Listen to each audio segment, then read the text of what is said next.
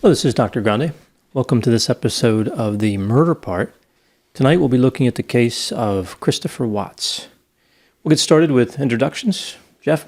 My name is Jeff Pincin. I am a licensed mental health counselor in the states of Delaware and Pennsylvania and specialize in the treatment of OCD and other related disorders. I don't know if we're going to do questions at the end. We didn't discuss that, but leave comments and questions in the comment section, and we may respond in future episodes. If I hadn't become a counselor, what I really wanted to do was be a salesman for camera and camera equipment that would cover every square inch of your yard, just cover everything, be able to see everything. Stuff's expensive. Not a lot of people buy that, and they're very particular about it, so turns out that wasn't a great career. So, counseling. Another shattered dream. Broken dreams. Another tough break. Yeah. Mike? All right. My name is Mike Smith, also a licensed professional counselor of mental health in the state of Delaware. I specialize in narrative therapy and geek therapy, and I am a self-styled expert in all things geek. And it's funny you mentioned the cameras, because if I hadn't become a counselor, I actually really wanted to be that nosy neighbor with cameras that cover every square inch of his yard, watching everybody in the neighborhood. So you would have bought from me? I would have, but as you said, they're really expensive. Yeah. And in order to get your investment back on it, you actually really have to be getting rewards for this. And plus you got to spend a lot of time just watching everything.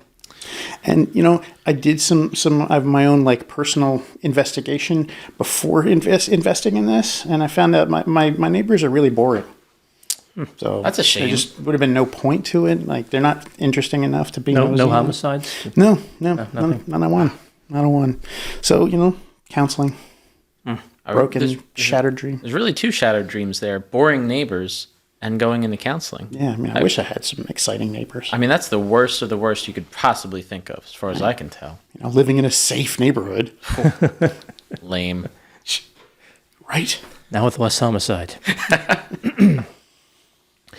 So the case of Chris Watts, we've talked about before, kind of the rankings of true crime cases as far as popularity, right? You think of for lack of a better word, the classic cases, Ted Bundy, Jeffrey Dahmer, Casey Anthony, O.J. Simpson, JonBenet Ramsey. I think we covered many of those.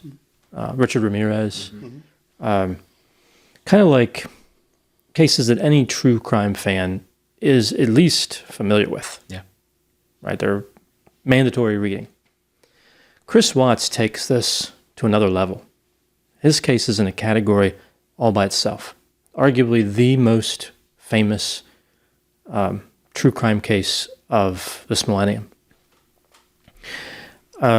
It's beyond just something you have to know. It really has almost a cult following, right, of people who know every detail, and more than that, kind of fanciful theories about what happened. Right? It's kind of I would put it in the league, not maybe this popular, but in the league of JFK assassination conspiracy theories, where there's people who know everything that's been presented factually, and then they know a lot more as well. Right. So please forgive us if we don't get the details exactly where you've heard them. Just put that out there.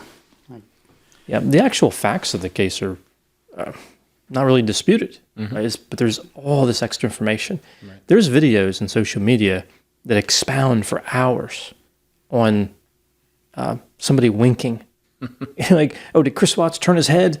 That must mean all this stuff. It's incredible. I watched a 20-minute video today about, there's a video of Chris walking out to his truck. It was parked on the street at some point. Watched a 20-minute video, and I didn't get through the whole thing because I was like, this is about if there was someone else there, which is a valid question. Did he have help? Was his mistress, was she involved? Valid question.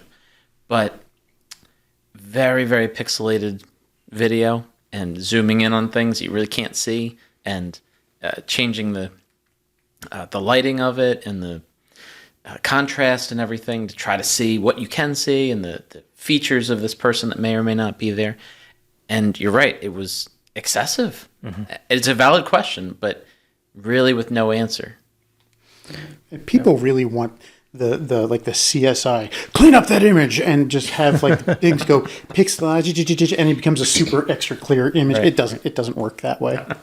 Like, not even with great cameras, like it does not work that way. My favorite scene is from the first Taken movie.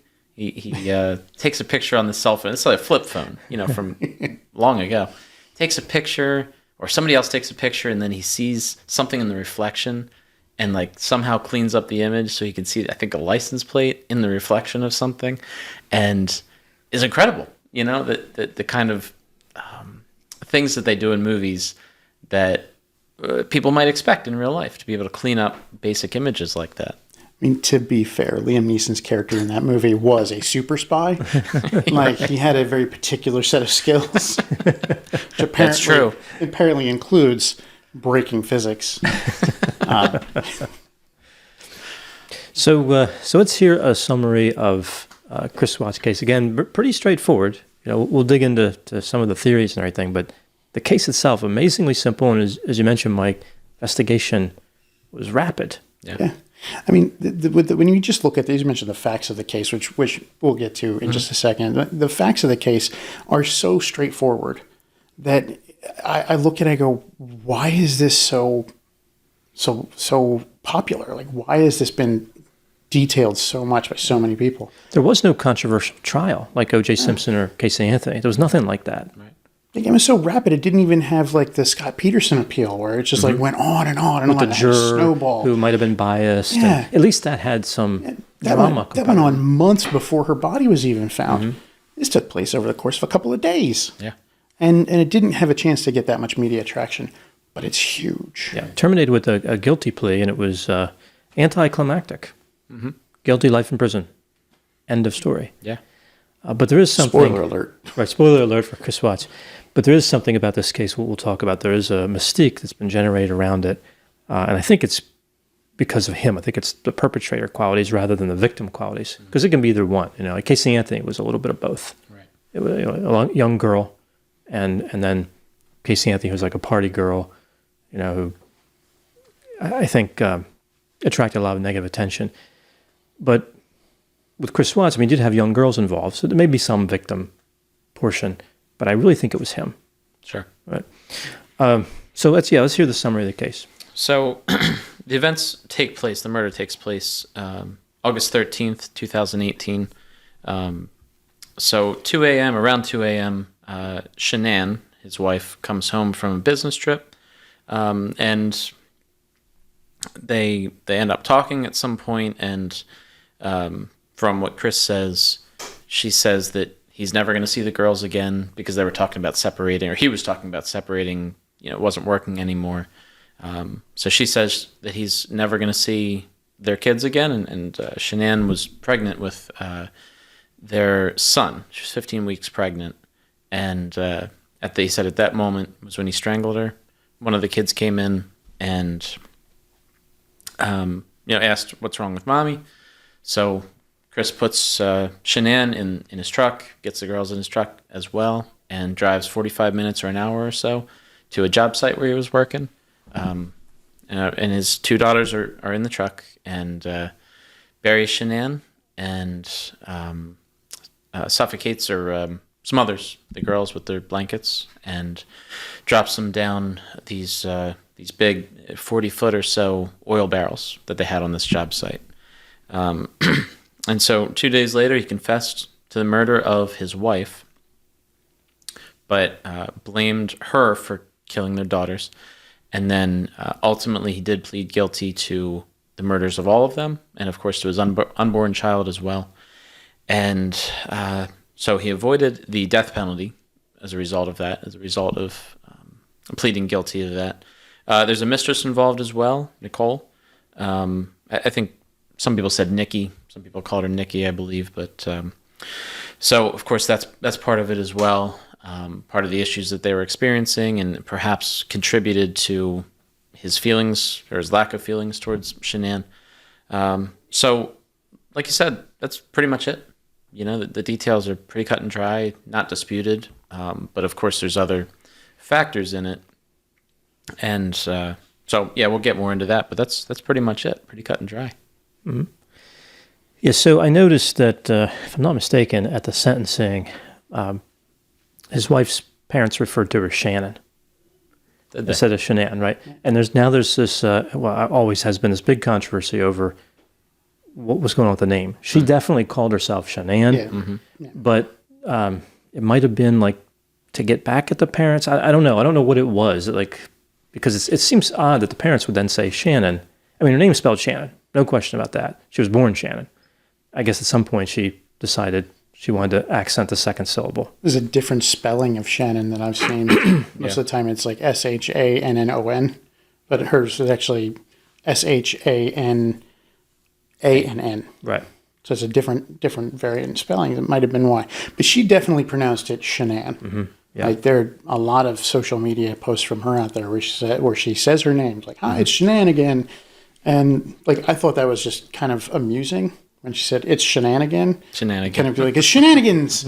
Like, maybe that was and that might be a reason why. I don't know. Yeah. Right. Can only speculate on that. We can't ask her, unfortunately. But she definitely pronounced her own name Shanann, and like her friends all pronounced it Shanann in some of the video.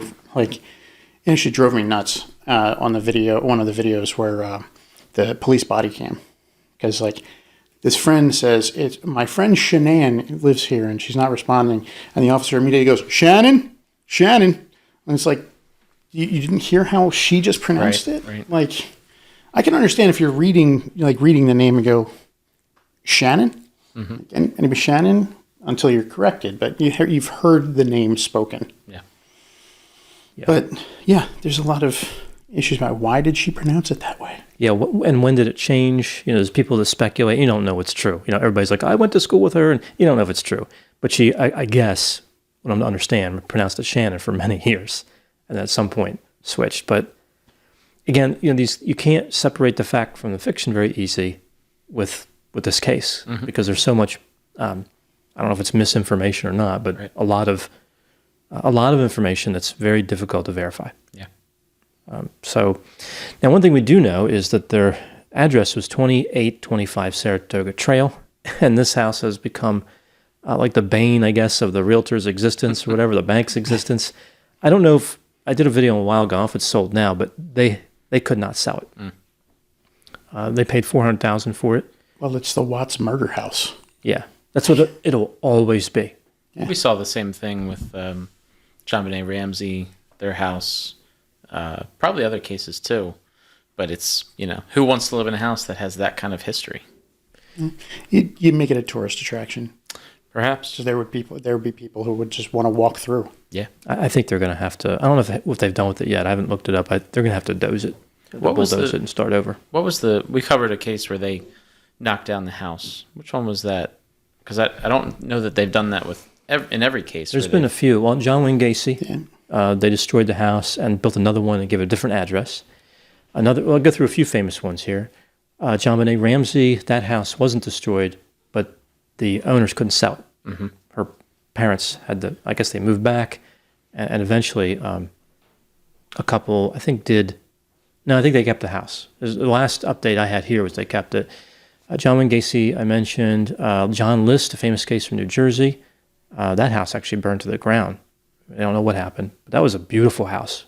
And even though it was in New Jersey. Can't have everything. The most famous during her house, of course, Sharon Tate. It was 10050 Cielo. I'm probably pronouncing it wrong. Cielo, Cielo. I don't know if it's pronounced like Spanish or... But anyway, that address, that was purchased and then destroyed, and another house was built. And I don't know what happened after that. But, and then it turned into 10066 CO Drive. Yeah. And then the Bever family. We never covered that case. It would be an interesting one. Bever, I think it's Bever.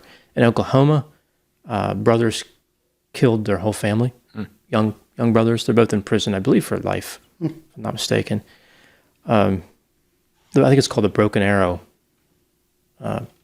murders. I think it happened in somewhere Broken Arrow, Oklahoma. I can't remember the details. Sure. I covered that a while ago on Patreon. And then, of course, Lizzie Borden, which became like a historic landmark or Yes, whatever. it's a museum now. Yeah, I mean, and the house that she moved to, which I think they call a mansion, when she inherited the money from her dead parents, it was just for sale like a year ago. I saw it on a real estate website. Beautiful house. Real, I mean, it was like 800,000 or something, which I thought was probably a bargain. At least by today's standards, would be a bargain. I don't know about a year ago, but the real estate market now, I mean, is out of control. Right. But yeah, it's an incredible house. But yeah, when old cases like that, like Lizzie Borden, the houses get valued. New cases, they get bulldozed as well. I also had looked up the Amityville Horror House. That actually might be the most famous. The one in New York, Raul DeFeo, who recently died, went to prison for life, recently died. Of course, the Amityville ghost story was all made up, but the conspiracy now is well known what happened there. But the murders were real. He did kill his entire family. That's 108 Ocean Drive. It was 112, so they shifted it. Yeah. The house didn't really move, though, right? It's just the They address. just picked up the house, moved it next door, set it down.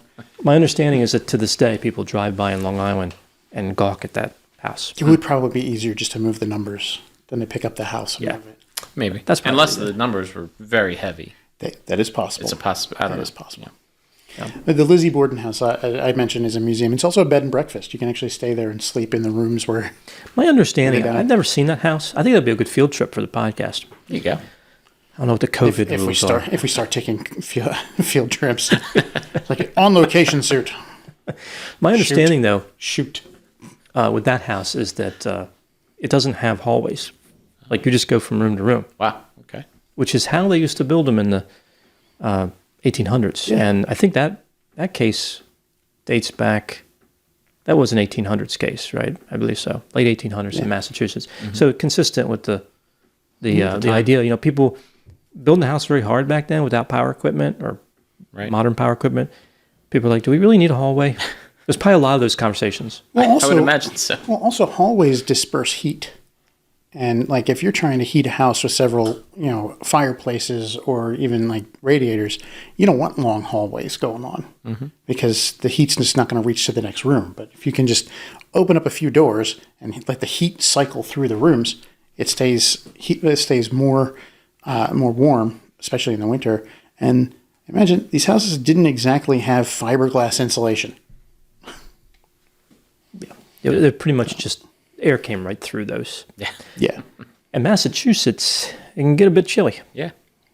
Really?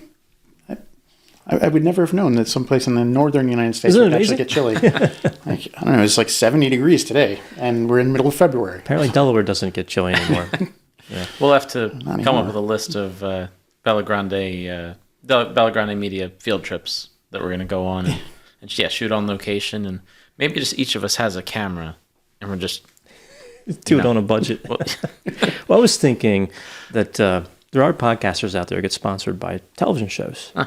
So maybe like a Investigation Discovery. there you go. Even though I've been critical of some of their stuff, they're still good overall. And They're still good overall. I watch a lot of the shows on there, but some of the stuff is just bad. I was just looking at the Lizzie Borden house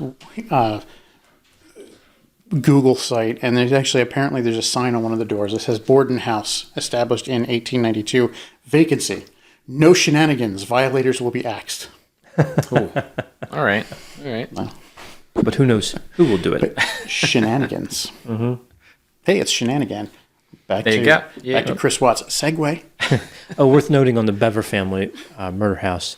I don't know what I said happened to it. It mysteriously caught fire. My guess is, with that house, the neighbors were like, we do not want this hanging around. Yeah.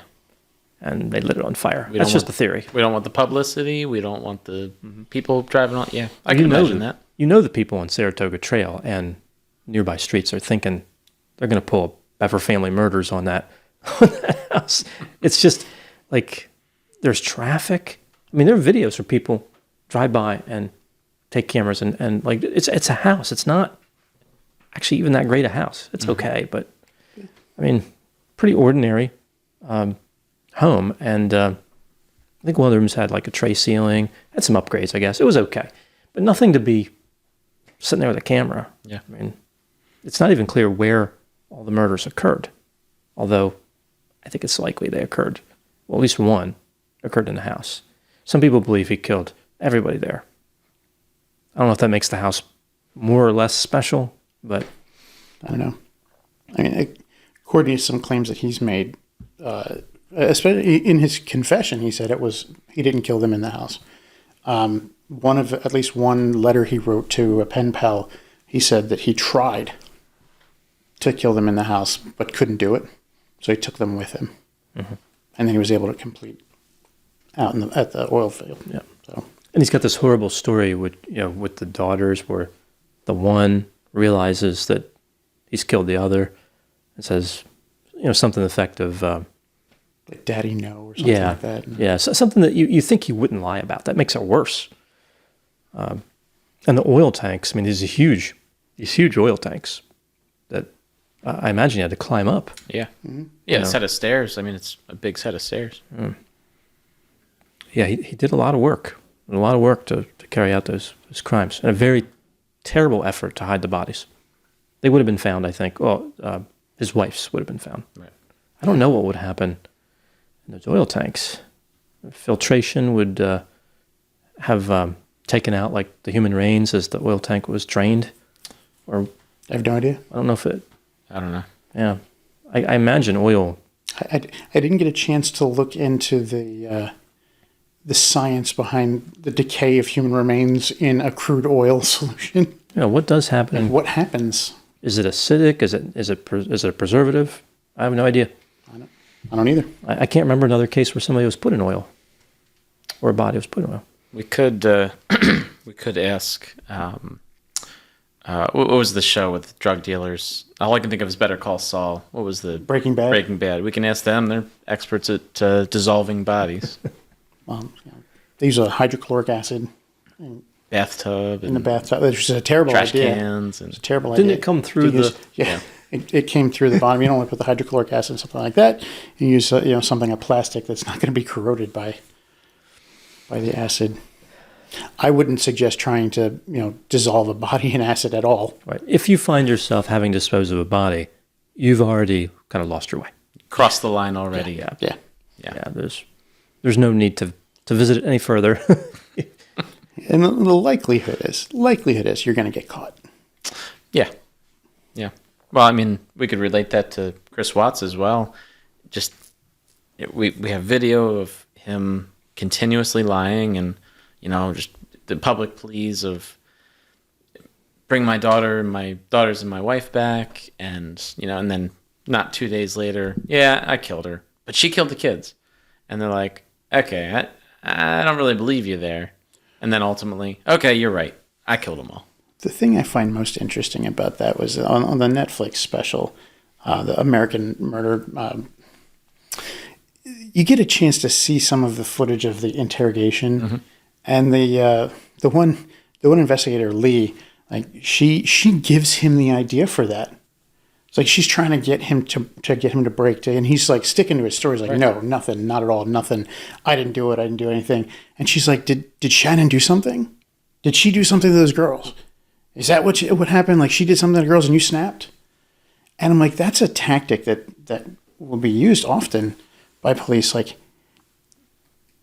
get it to be somebody else's fault. Well, minimize it. And if Shannon did something and you reacted, it's not really your fault. It's Shannon's fault. So you can admit to that. And once the floodgates are open, right. And that's what we saw happen with Chris Watts. Like once those floodgates were open, once he started admitting to one thing, he just admitted to everything. Yeah, he was definitely not a master criminal. So preceding the homicide, which took place, we see that Shannon was in another state. Arizona. Yeah, she's in Arizona with these stimulant patches or whatever these things are supposed to. Thrive, I think it's called. Thrive. It was part of Lavelle. Multi-level marketing. Yeah. Which we've talked about multi-level marketing before. In Arizona, I think, no less. Yeah. Mm-hmm. Yeah, so Chris also, I guess, wore these patches in some Facebook Live or watch videos or whatever, and people speculate, well, maybe that, led to the Homicides. Drove him crazy. I think Chris even wrote or said at one time that maybe he would get a new trial because of the patches. He won't. No. No, he's housed in Wisconsin, I believe, right? Yeah. Like because of people speculating that maybe those patches played a part in his actions? Yeah. Okay. No. Sounds like a reach. There's no side effect of causes homicidal behaviors on the Thrive patches. It's just not. Or anything with caffeine in it. No. Or anything that I'm aware of. I mean, I think not having caffeine is more likely to cause people to have some homicidal behaviors than having a little bit too much. Perhaps. I mean, it might cause people to get jittery and like for time to seem to freeze for them, but what's in those things? I never looked it up. I don't know. I have no idea. It struck me as something that gives you, like Thrive strikes me as like vitality, energy. But who knows? Who knows what's in there? But yeah, probably not homicidal chemicals. No. Unlikely. Those homicidal chemicals, they'll get you. Unless the Joker had a hand in making them. Well, that's fair. He might have, broken into the Ace chemical plant that was manufacturing them. You better be careful. Chris Watts might try to use that argument. Oh, the Joker had a hand Joker in it, did so I need a new trial. In addition to the makeup the Joker got into with an older Batman. Yeah, right? 1989. Yeah. Michael Keaton. It was actually kind of funny when the spoiler alert for just everything. It was just all movies. We'll spoil everything. Yeah, but for Batman, when the news anchors where they were trying to, get by without makeup, and they got increasingly like disturbing looking. It's like makeup does make a big difference. It does. Well, the big thing with that movie, which was just that the Joker had tampered with certain beauty and facial products, but it was, you could use one of them and it wouldn't do anything. But if you use these two in combination, it could cause you to have like this laughing attack and die. But he wouldn't tell like what products were tampered with. Like it could have been any million. So people were just like, boycott all these health and beauty products. Any kind of like grooming products that you don't already have in your home, don't use. Yeah. Joker apparently was some sort of master chemist. Yeah. That one, Jack Napier, that version of Joker was. Yeah, that was Jack Nicholson who played him, right? Yeah. Very good movie. Yeah. Michael Keaton, people are very critical. Michael Keaton can't be Batman. I would argue I really like Christian Bale as Batman, but I really like Michael Keaton. I think I'd have to put Michael Keaton as number one, even though I think Christian Bale definitely modernized the character. Yeah. Certain appeal to Michael Keaton that you don't get with a lot of other actors, whether he's playing Batman or somebody else. But he's just, certain appeal to him, certain way of being that just very different from a lot of other actors. Yeah. Well, before that, right, it was like Gung Ho, or I don't know if Gung Ho came before after Gung Ho. He was a comedic Mr. actor Mom. before that. Yeah. Mr. Mom, he's like, the vacuum is chasing the kid's blanket and all. I mean, that's a departure to go to Batman. Yeah. I mean, it was kind of like Bruce Willis being cast as John McClane in Die Hard. Like the studio, didn't want anybody to know because he was such a comedic actor. He was removed from the posters. Yeah, initially. Like they didn't want him on the posters because they thought people weren't going to come see it, or that they were going to think that it was a comedy coming to see it when it's not, and that would be disappointing for them. Michael Keaton was much the same way with Batman. Like he was a comedic actor primarily. I mean, he had a couple of dramatic roles. There's one where he died, like his character died. I think it was Nicole Kidman was in that movie. I can't remember the name of that one. That might have been later, but he's had a wide range of films. Well, yeah, there was the one where he was given a terminal illness diagnosis, and the whole thing is him making videos for his soon-to-be-born child. Yeah, I believe that was opposite Nicole Kidman, but I don't remember the details of it. I don't remember either. He did a really good job in that movie. Yeah, Michael Keaton is underrated, like Kurt Russell. I think Kurt Russell's underrated too. But either way, back to this case. I think was it James Holmes that shot up a movie theater? That was in Aurora, Colorado. I think so, yeah. Also another Colorado case, linking back to the Joker and coming back to Colorado. Batman, yeah. That way for... See, this is the segue episode. How about that for pulling the tangent back in gradually? Gradually, right. I'm going to call this episode Segue. That's right. It's not just the tangent. No. It's the segues in between that matter. Back in, yeah. We have another Colorado case. It ties back to the Joker and Batman, and now we're going to continue on with Chris Watts. So before, again, she was away. So before the murders, Chris Watts, he worked at some type of power company. They dealt with oil. Anadarko Petroleum. And he was like a field guy. He'd drive around in a pickup truck. I believe his job title was operator. I think he That's had right, a he did say that. Ford F-250, if I'm not mistaken. And in the office was a woman named Nicole Kessinger, who I guess she communicated with these field operators or whatever, and they became friendly, right? And there's some emails that were captured or recovered by the police where they're talking back and forth, and you can see that they're getting increasingly close. Yeah. Right. Flirting and yeah. Yeah. And it was based on, I'm simplifying, that part actually, there was some volume of information, but it was based on how good a guy Chris Watts was. That didn't turn out too well in the end, but that's what attracted her. A decent, upstanding guy. I think she did go by the name. To that point, up until that point, he was. Right? We don't have any evidence that he killed any other previous wives. I don't think he had a or criminal children. record. I don't think he did. Right. Yeah. I think that, and a lot of the stuff that you can see on some of the YouTube or the Facebook videos, like he's actually like genuinely like involved with his kids. He seems genuinely happy, and he's joking around with her. He seems like just a really good guy. And, and up until a point, like things happen.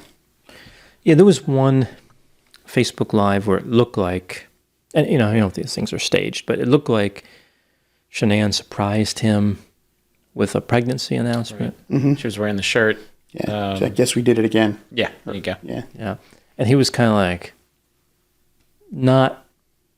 didn't look particularly thrilled, but he wasn't like running for a kitchen knife or whatever, but he didn't look too thrilled.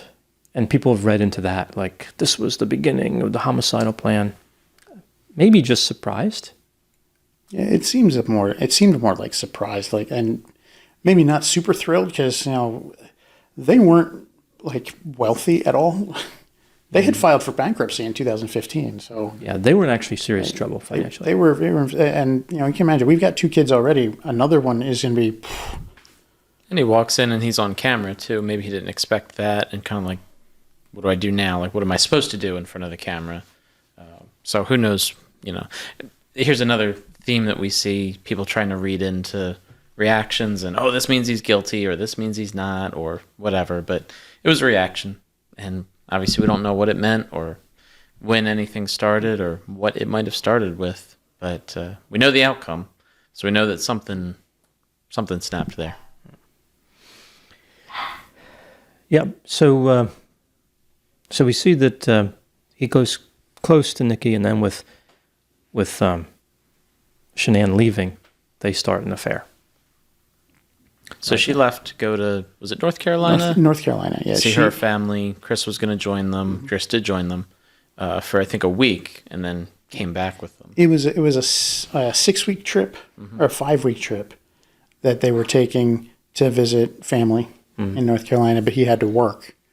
So, like, he could only get 1 week of vacation, but she wanted to go for a long time. And with working for an MLM, she can do that either from anywhere or just can take as many breaks as she wants. So to clarify, the Arizona trip was right before she was killed. Yeah. And North Carolina was in July. Right.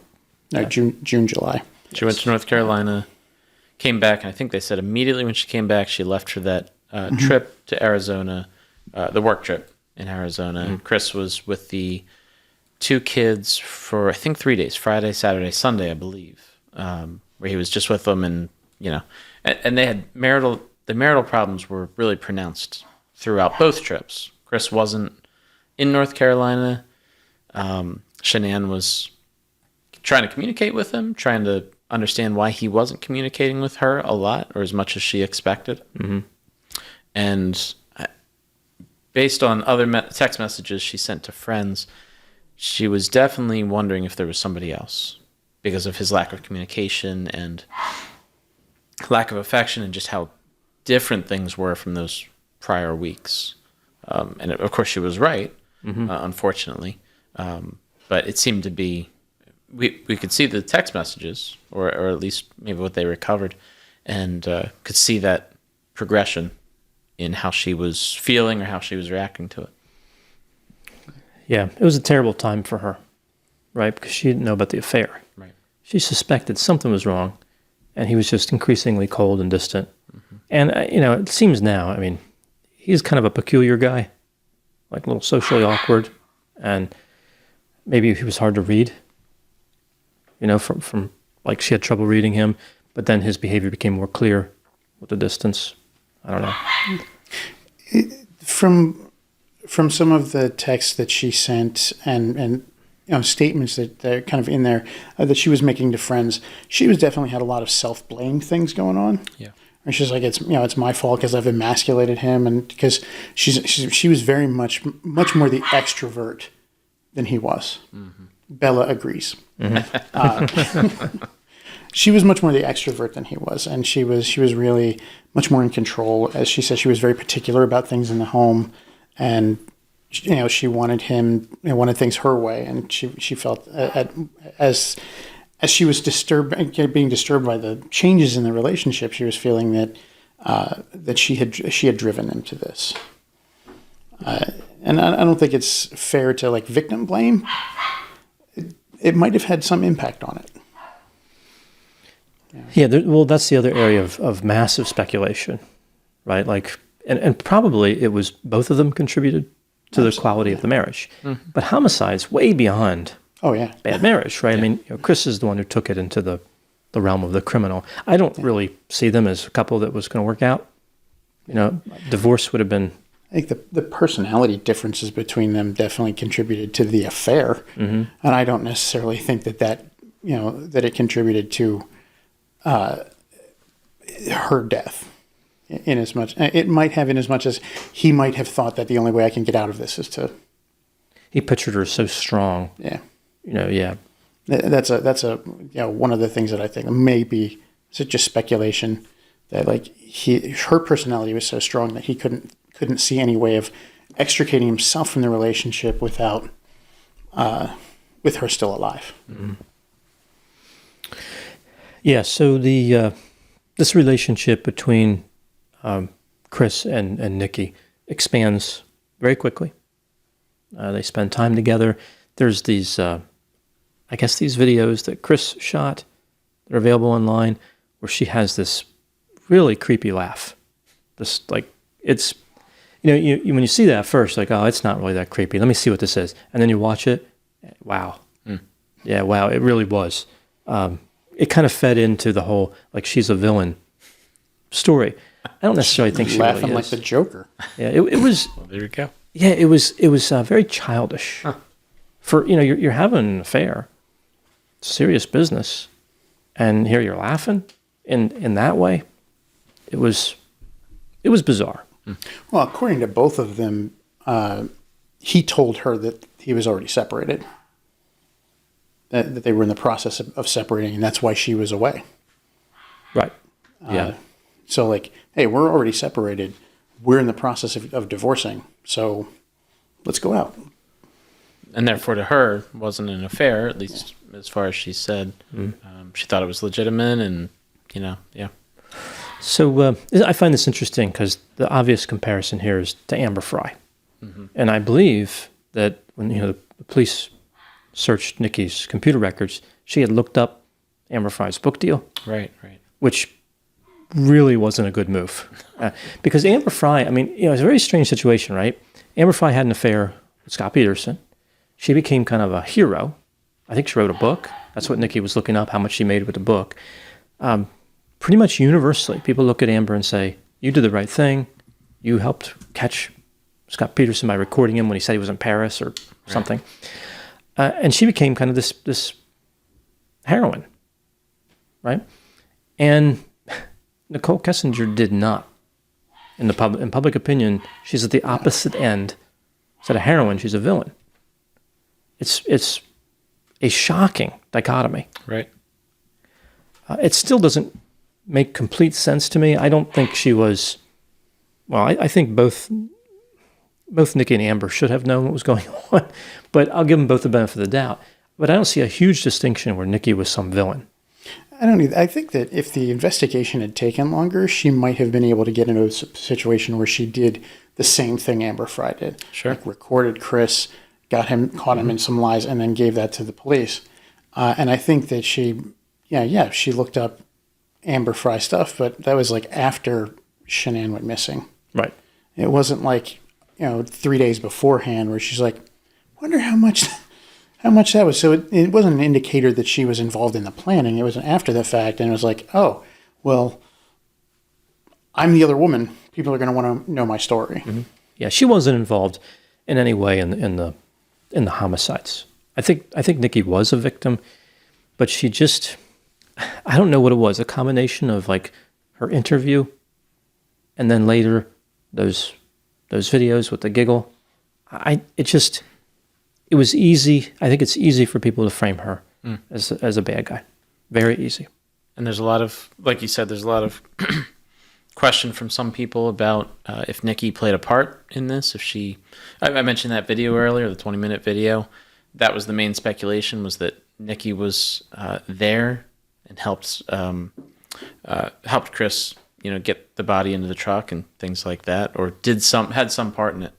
And so maybe that's the difference, is that nobody could look at Amber Fry and say, she had any part of it. There's no theory around that, or maybe some people met, do. But. I think too, Amber, and maybe this is the big difference. Didn't Amber meet Scott afterward? Was that after Lacey was missing? Or was that before? No, it was before. It was before. Oh, it was before. It was before and during. Yeah. Yeah. Oh, and see, then they do seem kind of equally bad or equally good, depending on how you look at it. I mean, I don't think it's a positive behavior. Affairs are awful, but yeah, I mean, I'm trying to find a way, to separate them, to explain what happened with Nikki's reputation, but it's really difficult. I mean, I think the major difference is how short the investigation ended up being in this case. With Scott Peterson, it was a long time, and and Amber Fry had an opportunity to aid the police. She cooperated. She cooperated with them. Like the police. I mean, Nikki did cooperate with the police. She told them that they were having an affair, pretty much right away, and police were able to use that. But they really didn't need her for that. They pretty much had him from the door. Yeah. Although that definitely hurt him. Amber's. Maybe that's it. Maybe this is why Nicole's performed so poorly in public opinion polls. I'm not aware of any poll. I'm just kidding. But like public image is not great. Maybe it has something to do with she wasn't important to getting him arrested. Whereas Amber really did seem like, without her, because let's face it, the case against Scott Peterson is shaky.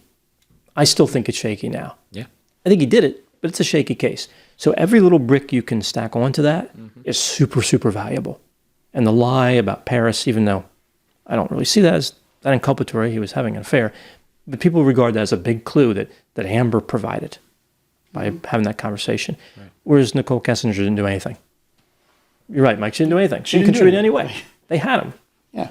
Like even if she had come forward, in the moments where the police officer was still trying to get into the house and was like, oh, she's missing? Oh my God, I'm having an affair with him. I got to help set him up and everything. Like, she still would have been like useless to the case. Like, the police still would have been able to get with everything that was there. They were able to get Chris like really quickly.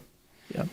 So maybe with the length of the investigation being so different, maybe that just plays into a much more basic thing of the public's perception of these people. So you mentioned the laugh, you mentioned the laugh, and just I guess the way that Nikki might have come off, just immature. In that short period of time. Yeah, Amber never seemed immature. Yeah, right. Right. When Amber talked about having sex with Scott the first time, I think she said something like she wasn't really sure, and like she seemed hesitant. And based on Nicole's internet searches, which were also released, she was more experimental as opposed to hesitant. Yeah. So she seemed like a more eager participant, even though it's probably just a difference in yeah, sure, the sex drive or whatever. I don't think it's a big deal, or just what happened to get reported. Like Amber happened to get that statement in about being hesitant, and Nikki had her email records subpoenaed Right. or searched or whatever. So then there goes the public impression of both of them, maybe even just a first impression, and it stuck for both of them, perhaps, or something. Amber's book is called Witness, by the way, and so yeah, you can How read much it. did she make off of it? Well, that's a good question. Now I am genuinely curious. Search that term; it will never come back to haunt you. Amber Fry book deal. Amber Now, Fry book deal. Like now I need to watch my back. I guess. that Google search has never come back to bite anyone. First thing that comes up, elevator net worth. Book was seemingly successful enough to elevate her net worth to about $400,000. So I don't know if that was just the book or other things too, but according to what came up on the internet, a substantial amount of money. We should believe everything we read on the internet. You're right. It's all true. One thing that strikes That's me. what Abraham Lincoln said. One thing that strikes me so unusual in this case is that Amber Fry did cash in. I mean, it's capitalism, right? She cashed in. Nicole Kessinger has disappeared. I assume just living somewhere and not advertising where that is, or maybe not even using her name. I don't know. Possibly because of the negative feedback she got on social media.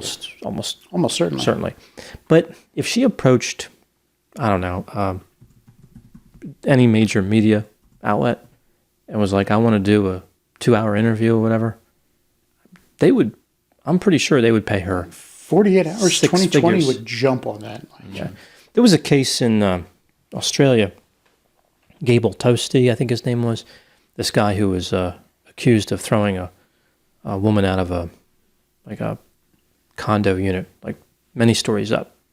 He was acquitted. And 60 Minutes Australia interviewed him. I can't remember how much they paid him, but I remember when I did the video, it was like, I was stunned. Like, I was stunned how much money it was. Certainly, Nicole Kessinger could get 5 times that for her story. Even if she went to Australia, they'd probably pay her. I think they wouldn't care. It's not a local case. I think they would. We've heard of that one. Yeah, so it's Who just. hasn't? Also, I think with the difference between the way the public perceives Nikki versus Amber, why not take the money and then try to repair the reputation? At least you have the money. Again, this is just the first thing that comes up. Nicole Kessinger, living a new life under a new name. She lost her job as a geologist, took on a new changed her name, got a new identity, and moved. So maybe there's something else that you might be able to dig into with that, but she's definitely trying to stay out of the limelight. It might be that she doesn't want to have any association with the case anymore. Mm-hmm. I can't blame her for that. Yeah, I wouldn't blame her for it either. Yeah, it's an interesting move. I mean, changing the name and just trying to lay low instead of cashing in and kind of owning it. I mean, she wasn't involved in a crime. Mm-hmm. There's a chance to try to repair that reputation. But I think some of the conspiracy theorists in this case are so aggressive that it's probably scaring her away. Yeah. And they are. I mean, they're social media and can be brutal. I mean, the anonymity offered by the internet can allow people to have a lot more confidence than they might otherwise have. Mm-hmm. And like that can translate into a lot of, and we see it in high schools all the time, like cyberbullying, is what they call it. Like people being bullied on social media to the point where they've gone to the extreme. Mm-hmm. And it's not a great place to be on the receiving end of that. No. So I mean, I can understand where if that was happening enough to her, she might just be like, I don't want to have anything to do with this anymore. I don't want anybody to know who I am. I'm just going to go somewhere else. She's probably looking at what happened to that house, right? Like how it's become the bane of that neighborhood. It's the murder house. And thought she can move, right? The house can't, but she can. I can move. I can change my name. I can change my appearance. The house can't, but I can. So I'm going to do that. Yeah. Mm.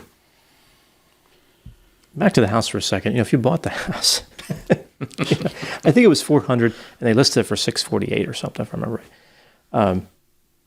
and I don't know what happened. I should look it up. Maybe it's sold or $20. yeah. Pretty you much. could have definitely, in a market where people are like in this county, people are settling $50,000 over asking as an average. It's shocking because it's not like a wealthy area. Right. But that house, you could probably pick up a deal. Yeah. You know what? The sellers would probably be dancing a jig on their way out the door, and you'd be stuck with it for a while. Unless you decided to, turn it into a bed and breakfast and museum. Mm-hmm. And put signs on the doors about Yeah. But no Taxing. shenanigans. people and yeah. Oh, that'd be terrible in that Yeah. house. So maybe that should have been my job, is buying homes that no one wants to buy, not because they're in bad condition, Flipping murder homes. flipping murder homes. I mean, this has got to be an idea for HGTV and all of those networks. Murder home flippers. Murder, and so you imagine the kind of you see these advertisements for these shows, and they're nice looking. But for flipping murder homes, I mean, dripping blood. This could be a whole new market. This could be a huge venture for these HGTV shows and channels and stuff like that. I mean, it could go crazy. True crime and flipping houses. Those are arguably two of the biggest things in America, and maybe in the world. This could be huge. I think we're on the forefront. We are gaining new territory here. This is going to be big. You could merge ID and HGTV. HGID HDTV? No, we've already got that. But IG? HGID TV. Maybe this could be what we pitch to the networks. Yeah, there we go. Murder They home sponsor flippers. it. Murder home flippers. Yeah. This is going to be big. They just have to front us the money to buy the murder homes, and then we do what we can to flip it. Now, somehow turn it into a business opportunity, make some money. I think you're right, Mike. I think we got to do, a museum or some kind of tourist attraction or something. Yeah. The neighbors would all hate it. Oh yeah, There's no doubt about that. But it's that's why we going to cut be them in. huge. We start Then selling you get the shares. You get the neighbor with all the cameras to come and do interviews all the time. Like he can be a docent in the museum. We start selling shares in the neighborhood. Hey, who wants in on the house? Here's your chance to not be mad at us. How did you get a Zone commercial? We got connections. We have some connections. The house sold and nobody wanted to deal with it. So they just said, whatever, just take it. It's a good idea. That's a good idea. Murder home flippers. Murder home flippers. I think we got something there. There you go. There you go.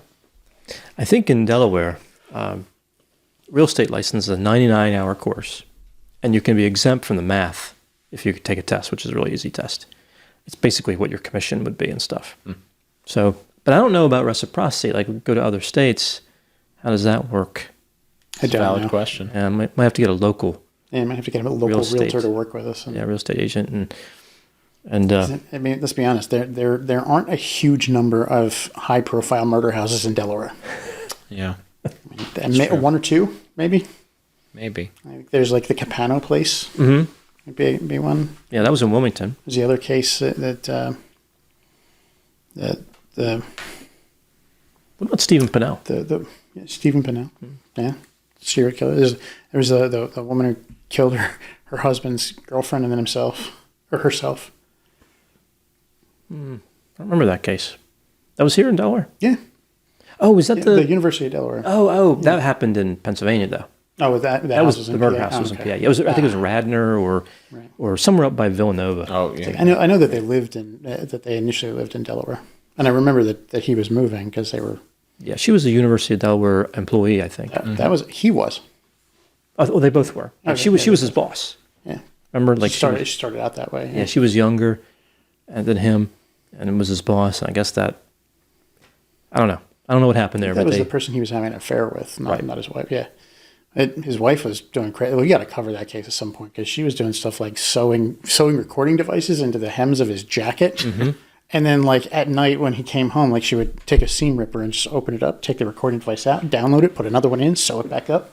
So they would wear Dedication. it off. Yeah, it was she was dedicated to finding out this affair, and then she ended up, killing the mistress and then herself. Mm-hmm. And yeah, ambush. It was lying in wait. yeah. Yeah, Yeah, and that was a crazy case. it was a pretty close range firearm confrontation. What was her name? Meredith something? Something like that, yeah. Yeah. Well, yeah, that was, I thought the murder house was in Delaware, but the house that they lived in was in Delaware, but that's not the murder house. We could still flip it. We probably could. Whatever. We'd have to get the local realtor in Pennsylvania to help represent us, but... I mean, that's the least of our problems. We could flip it. You know, we could flip it. Yeah, we could have like cameras set up and we show people like the different aspects of the house, like a chalk line, like cut out we take with us and throw down on the floor. Just different props we take to house. See if we can flip the Ramsey house as well. Like that's a high profile special. That's the season finale. Which, of course, that house is also in Colorado.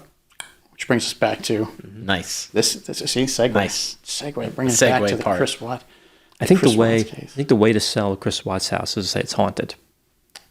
I think that would work. Mm-hmm. See, now somebody would be like, it's haunted? And more importantly, the ghosts are giving you information.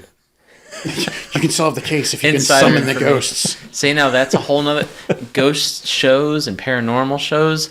Now we're bringing in 3 different huge areas of entertainment in America, or maybe the world.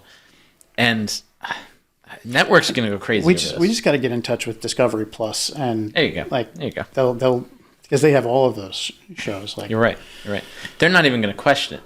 We're just going to start talking, and like they're going to see dollar signs, and they're going to be in.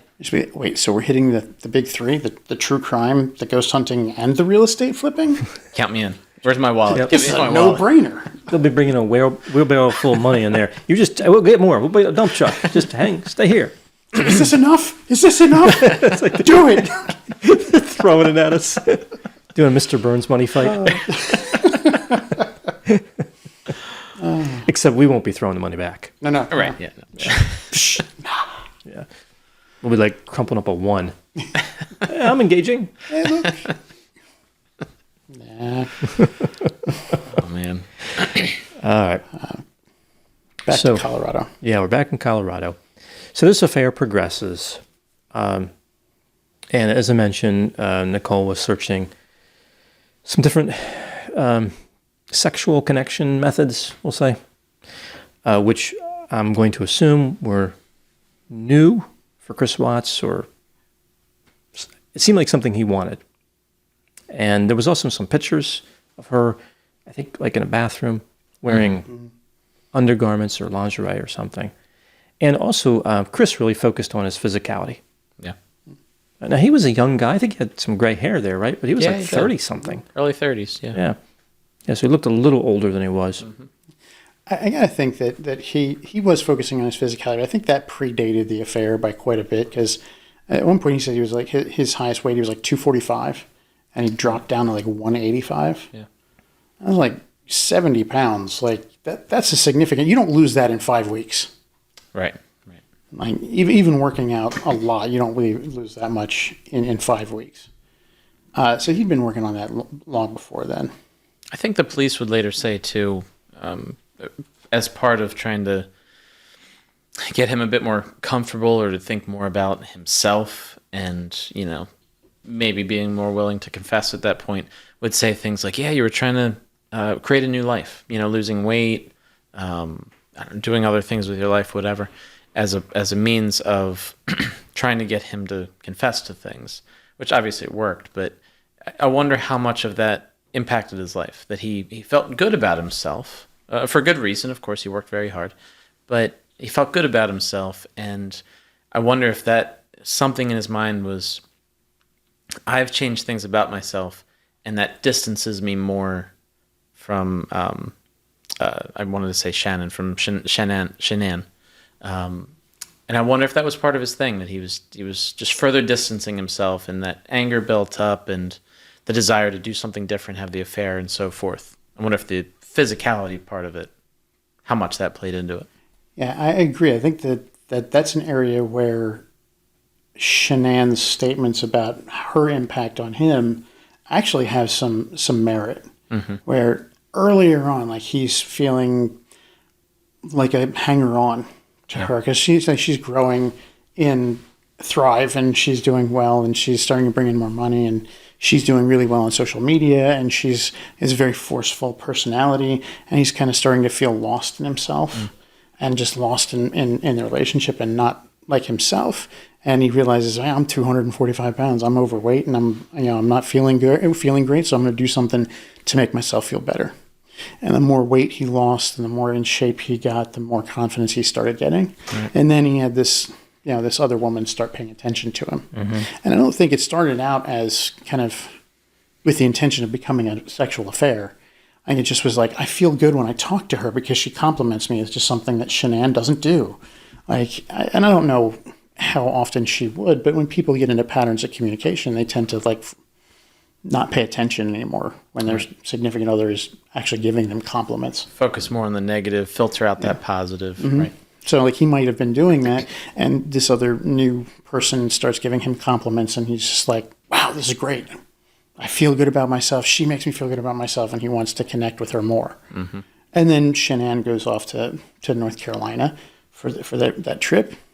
I don't think he had much of an intention to engage at that point, although it might have been by then. And then he ends up moving into affair because Shanann's not here. She'll never know. He documented it so well too. Where he would go with Nikki, which I thought was kind of odd, and maybe that was just something that he would normally do, something he was used to Shanann doing. But it was odd how many pictures he had with her. You would think that, and I'm certain that he wasn't really thinking through it too well at all, but you would think at some point that Shanann might see those pictures. And there's a good chance she might see them because they're on his phone, or maybe they're backed up somewhere as well. She might see them. Affairs aren't a good idea anyway. Terrible thing to do, but it obviously wasn't thinking through much of anything. He was just kind of going off of desire and impulse, perhaps. Yeah, if we look at the emails I mentioned there, I think they're using a work account, which I believe was the pretext for Nikki being fired for misusing her email at the petroleum company. I guess, or maybe that murder. Well, they didn't even pretense with Chris. Her affair partner committed. Yeah, they fired him the day he was arrested. They're like, "You're done." No. I mean, with Nikki. I know. They used a pretext with her, you misused your email. They didn't even have a pretext with you murdered your wife. You're out. Fired. Yeah. So in those emails, at one point we see that Chris says, "I think you're absolutely stunning, and from what I've heard, you seem like an amazing person. I hope we get to know each other better because we have a lot in common." And that's the kind of email that just doesn't go anywhere, right? Somebody sends that, the other person receives it, they're like, what a nice compliment, and then they never talk to that person ever again. Ever. That's something that rarely ever leads to anything else. I mean, in what situation would that lead to anything else? Yeah. No. Where would compliments and a polite request to get to know someone better, how would that work? That plays no part, absolutely no part in affairs. None whatsoever. I'm certain of it. Yeah, so it would seem that as innocuous as that may be, somehow it led to something. And then we see that Nikki responds. This is an important response for Nikki, right? When he says the word stunning, and that is complimenting her physical attractiveness. She says, I enjoy talking to you, and I feel understood. She's looking for someone to build a beautiful life with, something similar to what he has. Best to keep our friendship at work. I'll keep our conversations between us. So she's kind of stepping in, and then in the next breath, arm's length, stepping back. Yeah, it's a pretty obvious tactic, but one that Chris fell for. Yeah, by creating that little bit of distance, that's going to make him fall in. Right, kind of playing hard to get, kind of thing. Maybe a little bit. Yeah, interesting. And he agrees, and he said, "No need to worry. The conversation will stay between us." But clearly, he was having some other thoughts. And as much as he was apparently really good at covering his tracks for at least the 5 weeks that Shanann was out of town. She only suspected because of the lack of communication. Like he wasn't calling at night to say goodbye to the kid or good night to the kids, or when he woke up, he wasn't calling. And she was upset by that. When she would FaceTime him, he wouldn't receive the calls. Then his excuse was always like, "Oh, I fell asleep. I'm sorry." Mm-hmm. And the entire time, he was like, those were times when he was with Nicole. And it's, I can understand him not responding to a FaceTime request when he's actually in the act of having an affair. But it wasn't until really when he got down to North Carolina or over to North Carolina that she really started suspecting, because he just gave her a perfunctory kiss at the airport and then didn't touch her again. Mm-hmm. Right. At all. And then she's like, "Is it somebody else?" And she says all of this to her friend in text messages and that have been released as well. And she's like, "I don't know, there might be somebody else." Whereas her friends is like, "There's nobody else. He loves you so much." Because they're trying to be supportive. Right. But it turns out there was somebody else. Yeah, he was very poor at hiding his newfound excitement. Yeah. But he was good at covering his tracks for Shanann to find right up until the night before she got back, when he and Nicole went out to was it the Lazy Dog Inn or something like that, or Lazy Dog Tavern, and he dropped $70 on dinner and used his personal card, the joint account, so she'd be able to see it. Mm-hmm. And she was like, "Wait, you spent how much? What did you have?" And then he said what he had. He's like, "I just had wait, but what about the rest?" I just had a salmon and a beer. And that would only cost you $30. I left a really good tip. I left a good tip. Yeah, he must have been a really good tip. But yeah, he admitted that later. He's like, "I don't know why I did that, but it's really stupid." If I had to make up some research, I would say I'd give it 100% of the time that an affair has negative consequences in some way. Even if the person who you're having the affair against, your partner or whatever, even if they saw it coming and it's not a huge deal to them for whatever reason, I would say 100% of the time there's some kind of negative consequence somewhere. Makes me think that affairs just aren't a good idea. Not something that you would want to engage in. I know that's easier said than done for people. Obviously, it's not something you think very carefully about, the consequences and all that. But I don't know. I think that I would disagree, because not doing something is by far the easiest thing I do every day. You're right. You're absolutely right. I don't murder someone every day, and that's really easy for me. You're absolutely right. I don't engage in sexual assault every day, and that's really easy for me. It's an easy thing to do. Really easy thing to do. I don't engage in affairs every day, and that's day. really easy. Yeah, any day. I don't. Tuesday, nope, no affairs. No affair Tuesday. Thursday, right? No affairs. Right. No, I agree with you. It's a fairless Thursday, right? No affair Tuesday, a fairless Thursday. There you go. I agree with you. What about affairs Wednesday? No, none. Everyone is capable of not having an affair. Absolutely. But obviously the impulse takes over, and it's, a lot of these things start with bad decisions, of course. That is an interesting point to bring up about human sexuality, though. There's still this holdover view from the Victorian era that men are sexual creatures and cannot say no. Yeah. Which is absolutely not true. Right. Totally incapable of restraining ourselves. Right. Yeah, that's the view. And we see that all over the place. It's just an excuse some people use when they've had an affair. They're like, "I'm a man, I have needs." Mm-hmm. Yeah, you need to drink water, you need to breathe air, you need to eat food. You need shelter over your head. Beyond that, you have a choice in everything. So the Victorian era mandate that men are sexual creatures and women must be responsible for maintaining, the purity, the man's desires. Yeah, whatever, men are just animals in that aspect. You don't blame a dog when he eats a steak. Except I've seen dogs who have been told no, they're not allowed to have the steak, and they just sit there. Not my dogs. My dog, as long as you're watching him, if you say no, he'll sit there. So as you turn your back and you're not watching, he's going for it. He's like, "What steak?" The really funny story, my fiance at one point was she was eating a taco and she was turned this way. The taco in her hand, it was out of her vision. And he ate like half of it right out of her hand.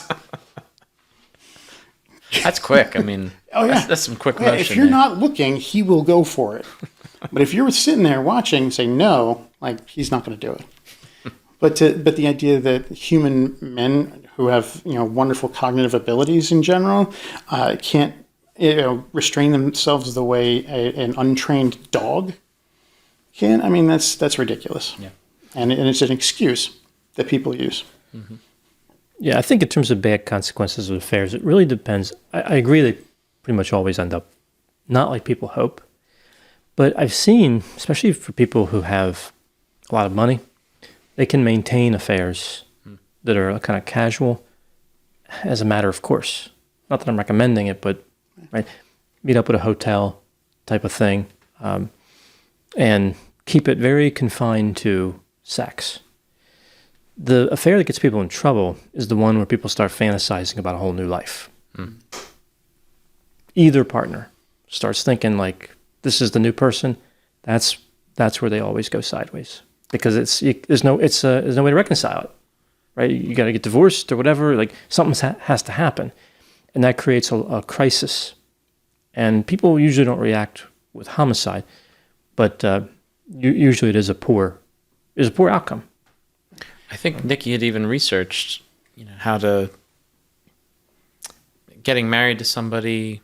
She didn't know he was married at the time, but maybe getting married to somebody who's recently separated. I think she searched for something along those lines. So you're right. She definitely had some thoughts about the future. Chris did too. We saw that he contacted her after disposing of the bodies and talked about their future. Although I'm not sure what that conversation specifically entailed, but they were both obviously had some kind of future thoughts about what that might look like.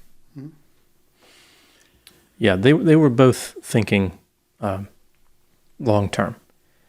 And Chris had the inconvenient reality of this entire family. Yeah, I think you're right when it comes to some people who are wealthy. Like we can look back at some historical examples, like Eddie Mannix and his wife. Like she was having an affair with George Reeves that he condoned. Eddie Mannix was like, yeah, go ahead. That's fine. As long as you're happy, it's all good. It was, after he had broken up with her and moved into, things that moved on to another woman where it seemed to become a problem, which is where the conspiracy theories about Eddie Mannix being involved in George Reeves' death come from. Mm-hmm. But, it's more than likely a suicide in that case. But, yeah, if we're going to make up statistics, as Jeff said, I would go like 98% of the time, bad things happen, as a matter of course because of an affair.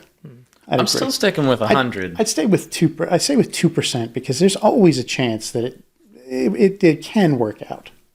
I'm going to go with 100 because even if someone's feelings are hurt, I'm going to count that as a bad thing, which I would think, even if somebody condones it, I would think there's even a little bit of like, this kind of sucks. I wish this wasn't happening. So I'm sticking with 100, and I guess we can because we're making them up. So these are... Yeah, this is just made-up statistics. Made-up statistics that have no basis in reality, or maybe some, but, we're making them up. Personal experience views. Yeah, right. There you go. Not scientifically established. We haven't done any research. There's been no studies, no surveys. But if we get picked up by Discovery Plus, then we'll have the money to do We'll have the money to do studies, and we can debate all day about 100% versus 98% once we're flipping murder houses. Like one of the reasons I'm going for 98% is because I don't think there's anything that's 100% when it comes to human nature. I don't think you can say 100%. Except for flipping murder houses. Except for flipping murder houses. That's the best idea. 100% that's going to work. 100% going to work. Yeah. Yeah, there's really no way that can go wrong. Right. No way to fail. No way. No. Murder House Flipping by Grande Media. We're on location today at another house where someone was brutally murdered. Look at the size of this dining room. It's like this episode is 4 hours long because we're going to talk about the murder beforehand. And then we're going to flip the house. And then we're doing the walkthrough of the house. And we'll do a 20-minute montage of the renovations to flip the house. Not sure about their color choice on the quarter round. Maroon? Burgundy? Oh, wait. I think that was white first. Oh, okay. I see what happened. I keep forgetting about the murder. Now, I don't know why they decided to just put these holes in the wall here, but the aesthetic is just all off. And who was using chalk on these floors? I mean, they made a very defined shape. So, oh, right, that was the police. They did I that. get it. I They get did it. that part. This yellow tape is everywhere. I can't get it out. It's actually really interesting, the chalk line thing. I just had that thought. Like, I don't. From what I understand, it was never used to outline a dead body. It was always used to outline a living body that was going to be moved. Because if they had the dead body, they just take pictures of the dead body where it was. But if the person needed to be taken to the hospital because they were alive, they put the chalk outline. Makes more sense. And if the person may have later died at the hospital, but the chalk outline was just to preserve where that person was before they were moved to the hospital for life-saving things. So the chalk outline actually wasn't about dead people. It was about live ones. Yeah, but the meme certainly is. Yes. Oh, the meme is absolutely. Yeah. That chalk outline is a dead person. Yeah, or like cats and dogs or whoever else is in the. You outline everything, right? They're all. Oh, yeah. And the little bird over in the corner, chalk outline of the bird. We just have to clean that off a little bit. We'll be fine. Just mop the floor.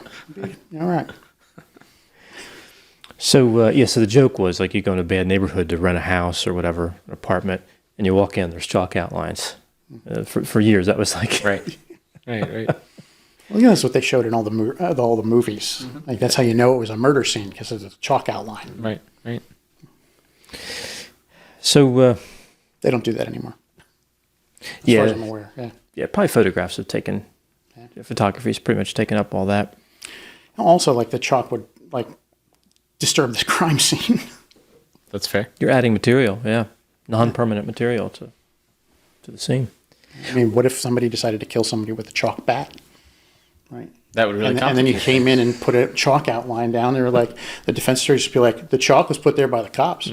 Contaminated the scene. Contaminated the whole scene. Like, chalk bullet, maybe? Not sure there's ever. I was thinking that. Could there be a chalk bullet? I don't know. I've always wondered if somebody could make an ice bullet. Actually, the Mythbusters actually did a thing on that. And it really is, it's not really possible with just ice, because the water actually vaporizes very quickly because of the burning of the temperature goes way up really quickly and almost instantly vaporizes the ice. Can't do it. Yeah. What if it was air pressure? Though, Yeah, that's a good that idea. pushed it out? Air pressure would be one way. You could do that. And you were already in a cold climate. But they've also already also shown that you can fire like an icicle out of a pneumatic tube. Wow. So, I mean, if you wanted to. Pretty much the same thing. Yeah. Yeah. I mean, if you really wanted to find a way, high pressure air, shoot a shard of ice into somebody, and it'll melt, and nobody will be able to determine the thing. Murder, She Wrote did that. Way back in the day, there's an episode of that. Seems like a good plot for a. Yeah. I think there was actually, I don't know about Murder, She Wrote, but I think there was a show that had an ice bullet as a plot too. But clearly they didn't know about the eating conditions. Yeah, they didn't know about that. But I remember the episode of Murder, She Wrote, because it was the priest who actually solved the case instead of Angela. Because he noticed that, because they had a videotape of a guy out on the ledge, and he falls, and everybody thinks it was suicide, that he was jumping. But the priest noticed that he stumbled a little bit before he fell. And that was when he was struck by the bullet. But it was an ice bullet, so it melted, and nobody was able to find a bullet. Oh, that was ice bullet? Yeah. That was an icicle on a pneumatic. No, it was ice bullet. Okay. Yeah. Ice bullet. Yeah. Yeah. No such thing as a perfect murder. No. But interesting plot. Yeah. I wonder if for space murder would be an ice bullet. Space, I don't know if that's pretty cold. It is. It is very, very cold in space. I suspect it would have something to do with Tang, though. I always thought like a rapid decompression would be the cause of death for space murder. That's probably pretty likely, especially if something got a puncture in some kind of suit or something. Or $30,000 hammer. That's going to be the murder weapon. So look, speaking of tools, we can come back to Chris Watts supposedly loading tools into the back of his truck. Yeah. Right. Yeah. So he gets in this situation where he kills at least his wife and unborn child and has to dispose of the body. And there's this video taken from a neighbor's security camera. He's a nosy neighbor. Yeah. That could have been you. Lucky. Security cameras. He had security cameras everywhere. HD. They were super expensive. Mm-hmm. He was able to show the video. to the cops, like at that moment. Yeah, and Chris had a bit of a reaction to that. Probably one of the only meaningful reactions that we see on different videos. He looks pretty frustrated. And then the guy points to, tells the cop when he leaves, essentially, that's your guy. Well, Chris, when he's watching, he's like, oh yeah, I backed in because I had tools in the garage I needed to load into the back of the truck. And they watch the video for a little bit. There's not much you can see. Just see the truck backing in, and then a little bit of motion behind it at a certain point, and then nothing. And then he drives away. That's pretty much all you can see on that video. But after Chris explains what he was doing to the cop, he leaves, and the neighbor's just like, he never acts like that. Like, he's really, just reserved. He never shows that much emotion, ever. Like, there's something suspicious with that guy. And he said he never puts tools into his truck or something along those lines. He parks, over here. He never puts tools in his truck and things. And the police officer was like, well, we got nothing that I can do about that. It might not be unusual because this is a whole unusual thing. We can't find his wife. Like this could be an issue. And at that point, the police officer had a point. Nobody knows how they're going to react if something like that is actually going on. Yeah, and missing's different than dead. Yeah. Chris would later say that he put Shanann's body on the floor in the back seat. And from what I saw in the video, you didn't see really much of anything. So he must have perhaps been intentional about going around that side of the truck, around the driver's side of the truck, so as to not be seen by that camera. Because the neighbor said, he knows these cameras are here. He would have been aware of that. So I wonder if that was intentional. I would think that it would be. But you don't see anything in that video, which I kind of expected. First time seeing that, wait, are we going to see him actually bring the body out? And would he, are the officers going to see that when Chris is seeing it for the first time? Of course, that would have been something completely different. But it's not how it turned out. But that would have been an interesting play in things oh, Chris, you're watching this for the first time. The police are as well. And yeah, we just saw you do that. Obviously it's not how it worked out, but that would have been an interesting thing if he had messed up in that way. Yeah, well, her car was also parked in the driveway. So I think that more likely was that he backed the truck up and then kind of went between them to try and limit views from all sides. Perhaps. And he went into the back seat so that nobody could see anything. Yeah. And her car was there because her friends were like, her car's here. Mm-hmm. And the garage door didn't have any glass in it, so there's no way they could see into the garage if her car was parked in the garage. I really think that the car is a really important thing for the police investigation, and it's probably the thing that if Chris had been able to get rid of it, it would have gone. The investigation would have taken longer. Mm-hmm. Because the fact that her car and the car seats was still there, that was suspicious. If he'd been able to get rid of that, because there was other clues, her phone was left behind and her wedding ring was on the nightstand. If with those things, if her car had been missing, it would have been oh, she left. There's nothing we can with the search. Mm-hmm. There's nothing to suspect other than she left because she found out about this affair. Or something like that, or she left because of the separation, conversation that they'd have. But that car was still sitting there in the driveway. Mm-hmm.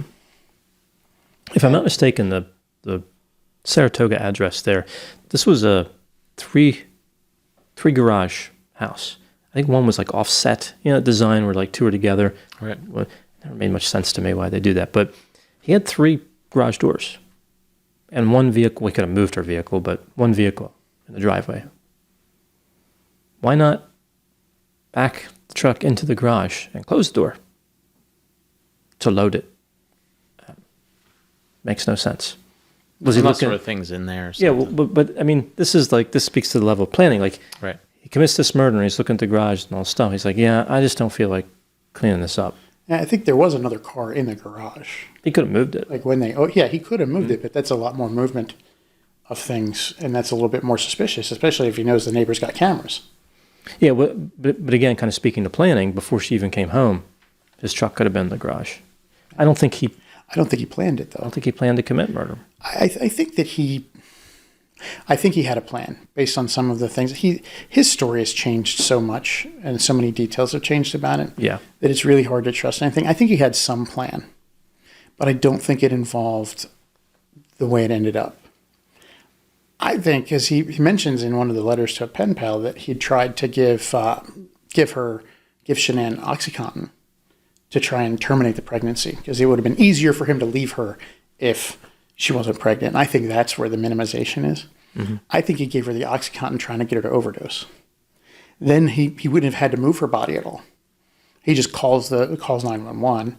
They come out and she's overdosed and dead. And he can say stuff like she had a secret problem with oxys and nobody else knew. And that was one of the reasons why I ended up having this affair.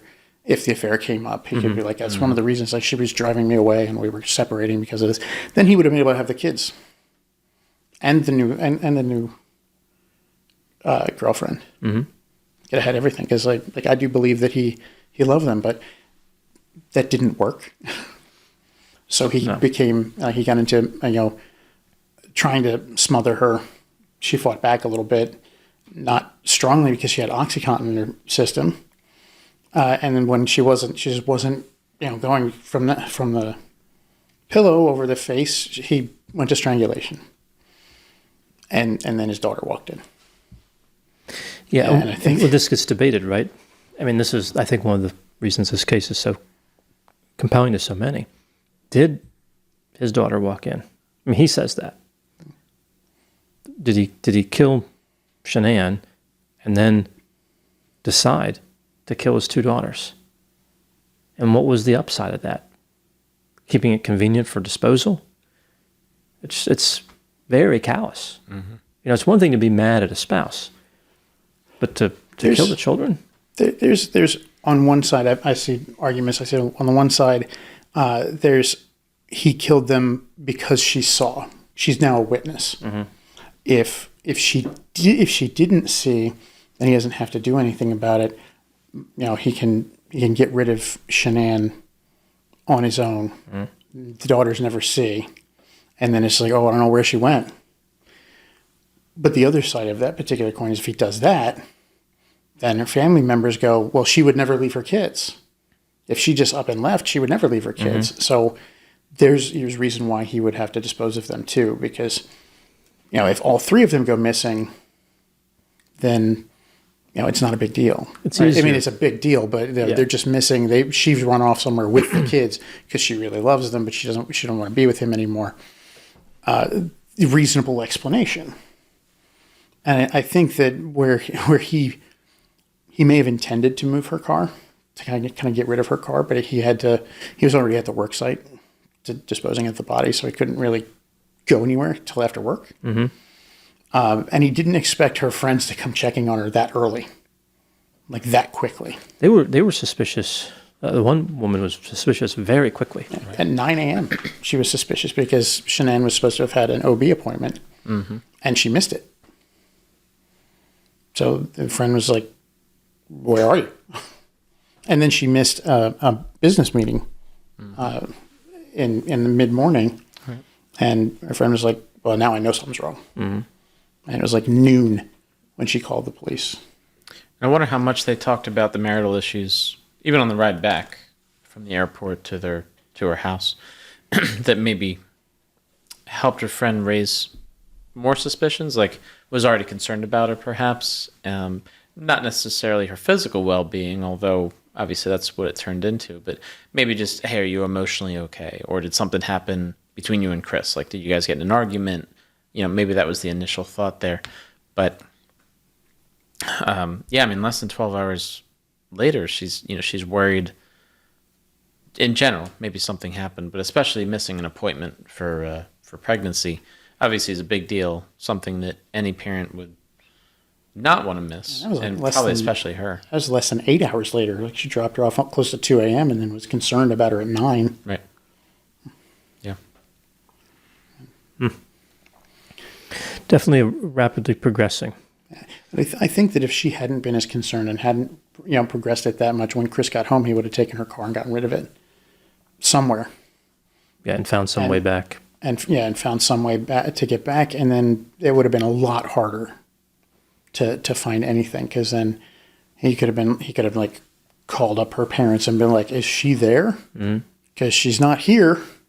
Neither are the girls. Yeah. So whether he premeditated this or not, he wipes out his whole family. What was the plan at this point? Continue his relationship with Nikki, as we understand it. That was it. I think maybe, this is another part where people were like kind of puzzled by this case. There was no grief, remorse, nothing. It was just right on. I mean, he did the media interview, right, asking for his family to come back, whatever. And then he just goes right back to the affair, which I guess wasn't an affair at that point because he'd wiped out his He wasn't married anymore. No, that was over. But there was really no, we would expect like psychopathic characteristics or something like that. And he just doesn't look that way. He looks unintelligent and otherwise normal. Yeah. I think he compartmentalized it and was trying not to think about it. Like, he wasn't grieving because he had blocked with guilt. And blocked the grief with the guilt, and then boxed the guilt up and put it away so that he doesn't have to think about it. And deny. And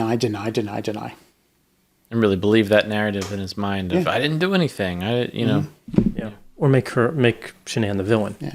Like, she was the one who killed the... Yeah. I think that gave him the out to start talking about it. And it was a great tactic to be used because it opened up the floodgates. But I think that until he had that out to kind of put the blame on Shanann, he wasn't going to say anything. He was just going to continue deny. Yeah, so this is strange, who knows what would have happened if he hadn't confessed, but there was no reason to confess.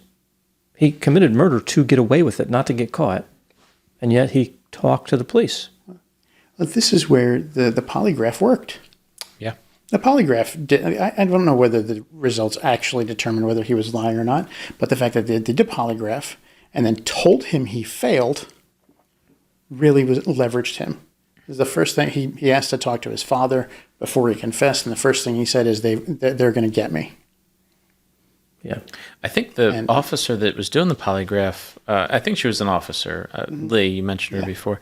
I think it was Lee. There's Lee and Graham were the primary investigators. She, I think, kind of indicated even before he took the polygraph test, maybe that she was already on to him. She said, after this, we'll finally know what's right and what's wrong. And she had kind of a jovial tone in her voice, but it sounded to me like she was leading her statements. Her statements were leading.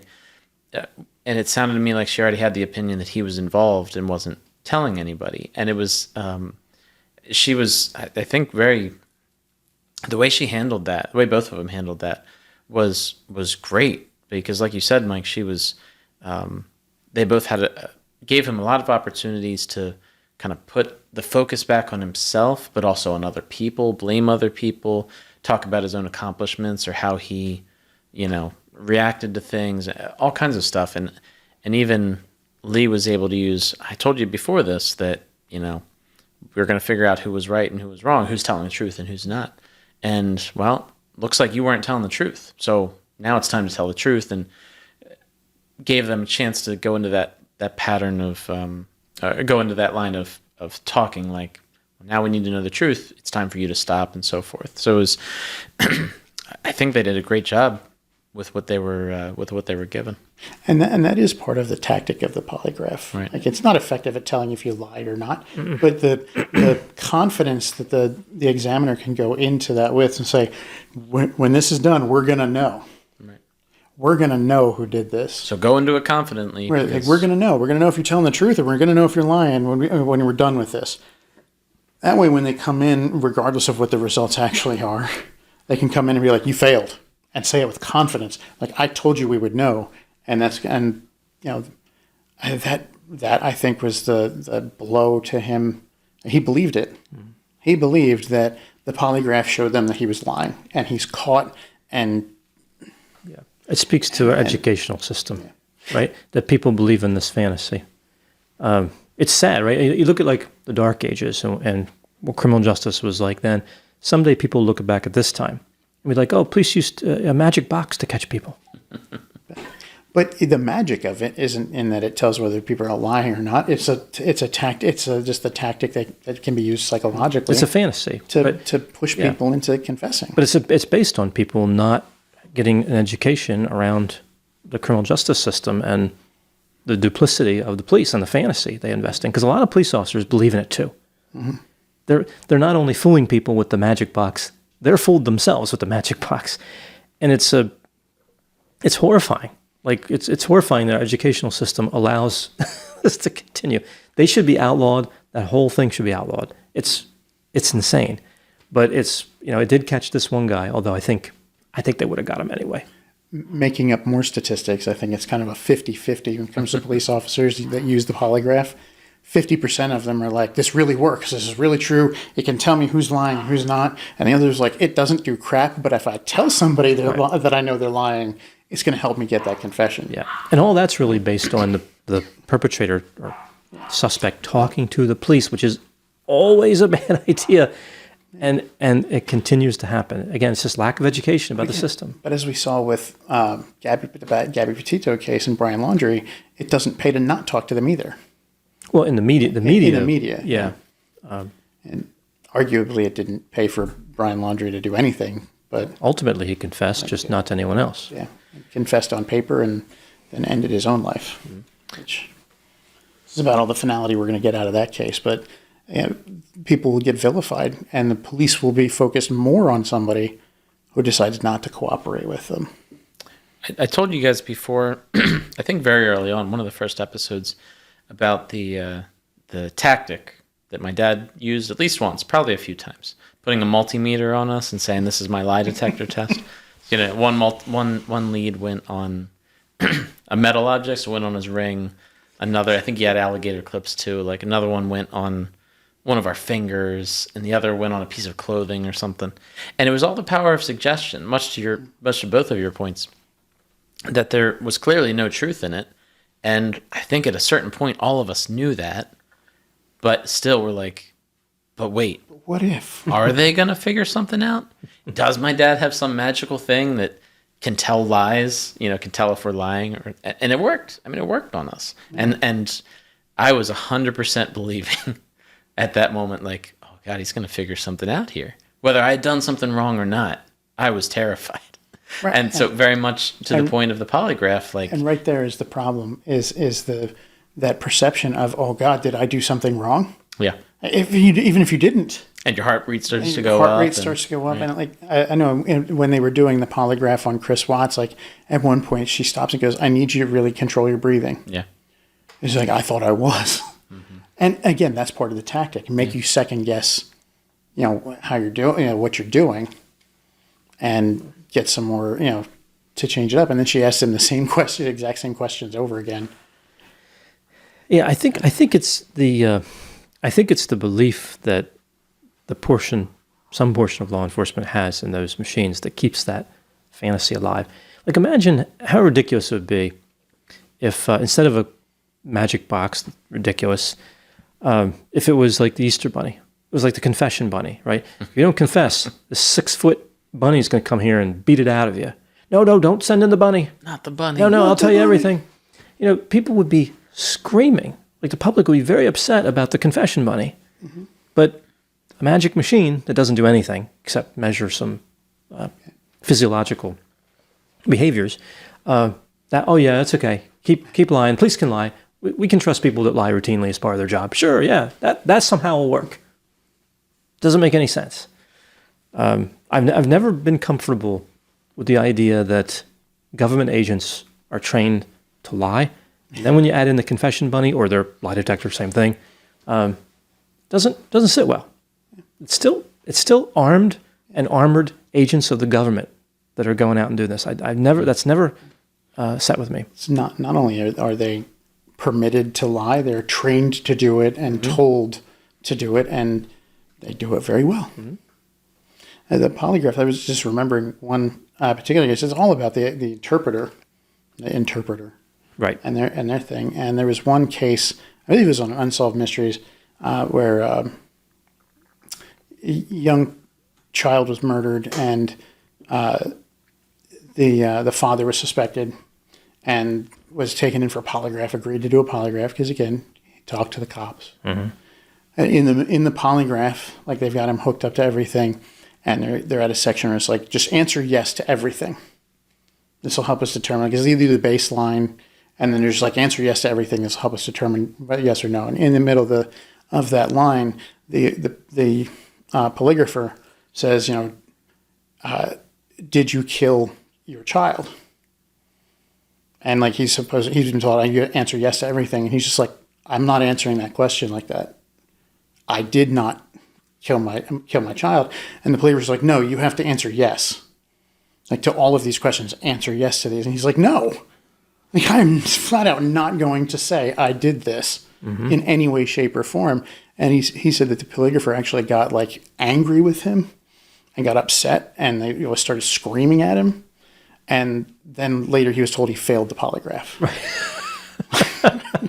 You didn't answer, but somehow that's a failure. Right. Yeah. It's like, I refuse to answer to say, yes, I killed my child in any way, shape, or form. But yeah, that means I'm lying. This is why the people should say, I want my lawyer. Right. I would like an attorney, please, to be present. Because attorneys generally deal with police, and they know how to deal with them way better than lay people do. And they'll be able to tell you, like, okay, these are the things we're willing to answer. Don't answer that. I always like I know it's compressed for time, but the Law and Order, where they always like, the attorney's doing it right in there. Like, they'll have somebody confess to like manslaughter just with like a nod. Okay, is it okay to say? Like, what? It doesn't work that way. You go talk. Like, can I confess to manslaughter? You're good. Yeah. They can like read each other's minds. Manslaughter. He just said 20 to life. I'm comfortable with that. I don't need your opinion. It's like, you think I should? 20 to life? Yeah. It's like, oh yeah, do it. 20 to life. You gotta really be like, I need to talk with my client. Please turn off the cameras. Well, I think they're trying to sell it like in New York, everything happens faster. Yeah. Wheel and deal a little quicker. It's also an hour-long show. They got to wrap everything up in an hour. I think it'd be much more realistic if they had, one case per season, and it took the whole season to do the whole case. And the season got delayed by years for some reason. And, because like the end of that season, the season finale is continuance, and then the next season you start the arc over again. Like, the investigation continues, or like they're setting things up, or just like people are sitting around drinking coffee, talking about other cases that are going on. Much more realistic. Because, we haven't progressed yet. A speedy trial is 2 years, 2 to 3 years. Mm-hmm. It's a speedy trial at this point.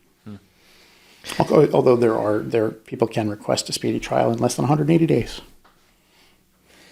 Well, and COVID has slowed things down. So the last point I want to cover here with Chris Watts is the guilty plea. I guess he thought that made sense because he had already confessed. It didn't make any sense. Colorado was never going to execute him. It was never going to happen. That was never a risk at all. It was just, I don't know if Colorado has ever executed anybody, but they certainly wouldn't execute under these circumstances. They haven't done it. Well, I'm gonna look that up. I don't know if they ever done it. Maybe that was another one of the tactics. Like, hey, if you confess, then you'll avoid death penalty, and maybe nobody actually told him that wasn't actually a possibility. But hey, if you confess, you'll avoid this. Oh, okay, right. That seems like a good idea. Well, that's also a common prosecutorial tactic: is make a plea agreement. Right. Like, instead of going to trial, which anything could happen at trial. Like, anything could happen at trial. Really play on that uncertainty of things. Play on that uncertainty. I mean, like, who knows? If it had gone to trial, maybe he would have been able to, like, well, I was on Thrive at the time, and out of my mind with caffeine, I don't know what happened. Like, I can't really remember anything. But you confessed, yeah, because they made me. They could have gotten a caffeine expert coming in, and caffeine can. Yeah, caffeine will make people psychotic. At least he would have had a chance maybe to hang a jury before, like, with delayed things. He was probably going to get convicted one way or the other. Oh, yeah, I'm pretty sure. The last execution in Colorado, they have executed people, was 1997. And now it's abolished. In 2020, it was abolished, and the political winds were already strongly blowing in that direction Right. for probably more than a decade. Right. Like, it just was never going to happen. I don't get it. He didn't get a good deal, life in prison without parole. That's with technically 4 murder charges. Mm-hmm. You know, because they added on the Right. Unborn. unlawful termination of an unborn. Right. Like technically 4 murder charges. There was no way he wasn't going to get life in prison. right. There was no possible way they were going to ever plea anything down to like 20 to life with parole in like 5 years and it's good behavior. No, they weren't going to offer manslaughter for anything. So, and if he was found guilty, it's possible that I don't know what the sentencing guidelines are in Colorado, if whether it's jury sentence or it's judge's purview. I'm not sure. But if it was jury sentence, they could have sentenced him to death. Yeah, but he never would have been. I mean, and I think probably any attorney would have told him that, right? Like, but still, I think he did. Did he have an attorney? Yeah. So I think he did. I guess it's just if it's a foregone conclusion, why aggravate? Why spend the money? It's like if he confessed and he knows he did it, Yeah. why fight it? Yeah. I mean, he didn't get away with it the way he wanted to. That much is pure, and we can see that. But once he's caught, he's caught. Mm-hmm. Yeah, it was over, and now he's in Wisconsin and under some exchange program to him safe from. Yeah. I mean, it's not like when when a 5-year-old kid gets caught with their hand in the cookie jar and they just go like he did it. Like this was he was caught, and it's not record time, but incredibly short period of time. Mm-hmm. He was arrested. Like she disappeared on the 13th. He was arrested on the 15th. 2 whole days later. He didn't even make it interesting like some of the other cases we've covered. It just gave up, confessed right away. Confession bunny got to him and beat it out of him. Yeah. Well, thankfully, I mean, for the rest of the world, thankfully that was the case. There's no question about if he did or did not do it, and therefore he is serving he's suffering the consequence of it. That he is not allowed back in society anymore for good reason, of course. And it could have. We've seen other cases where I'm pretty sure somebody did it, but because of technicalities, because of questionable evidence and things like that, somebody gets off, or they get a much less sentence than they should have gotten, a much lower sentence than they should have gotten.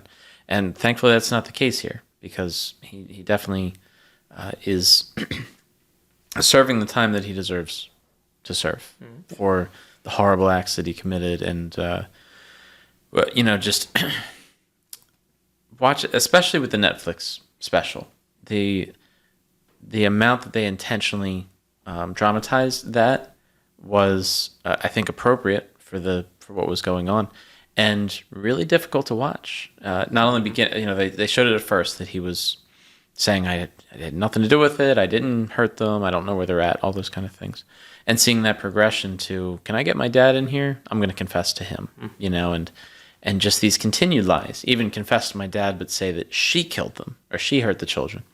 And those continuous lies, and it is genuinely frightening, absolutely terrifying, that there are people out there who would not only murder someone, murder their pregnant wife, and an hour plus later, would murder their 2 children as well, and being completely aware of what they're doing.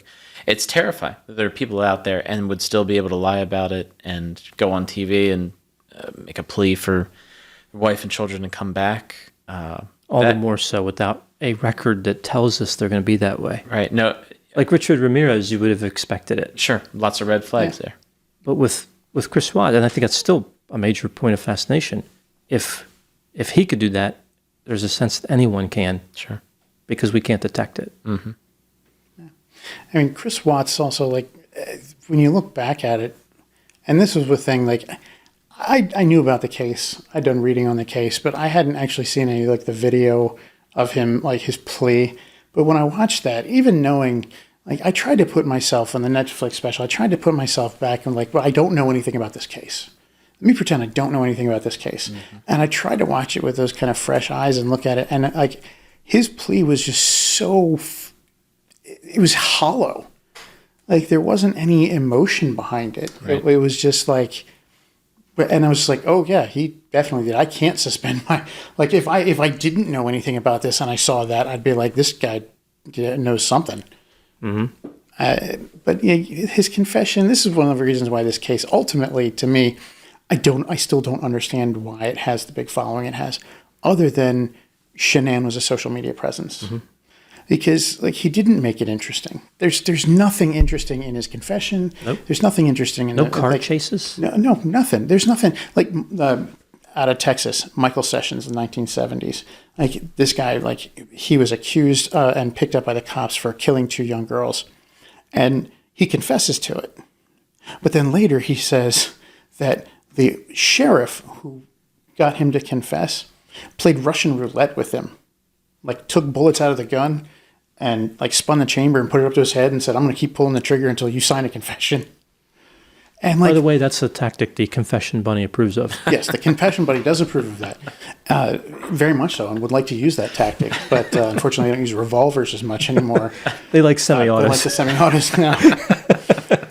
but Michael Sessions, like, he confessed to this, and then like that, and he claims he didn't do it. And then the corroboration, because Texas requires corroboration for confessions. The corroboration was that the deputies took him out and gave him a tour of where the murder site was, and told him where things were. And then he was like, "Oh yeah, it was right there." Sounds like Henry Lee Lucas, another Texas. And then they wrote up another confession, which was completely different from the first one, and he signed that one, and he got life in prison for it. And it turns out later, we should cover Sessions, because it turns out later that same sheriff had been involved in bank robberies for 10 years, and ended up dying in another state in a shootout and a bank robbery. He made it interesting. He made it interesting. That's an interesting case with a confession.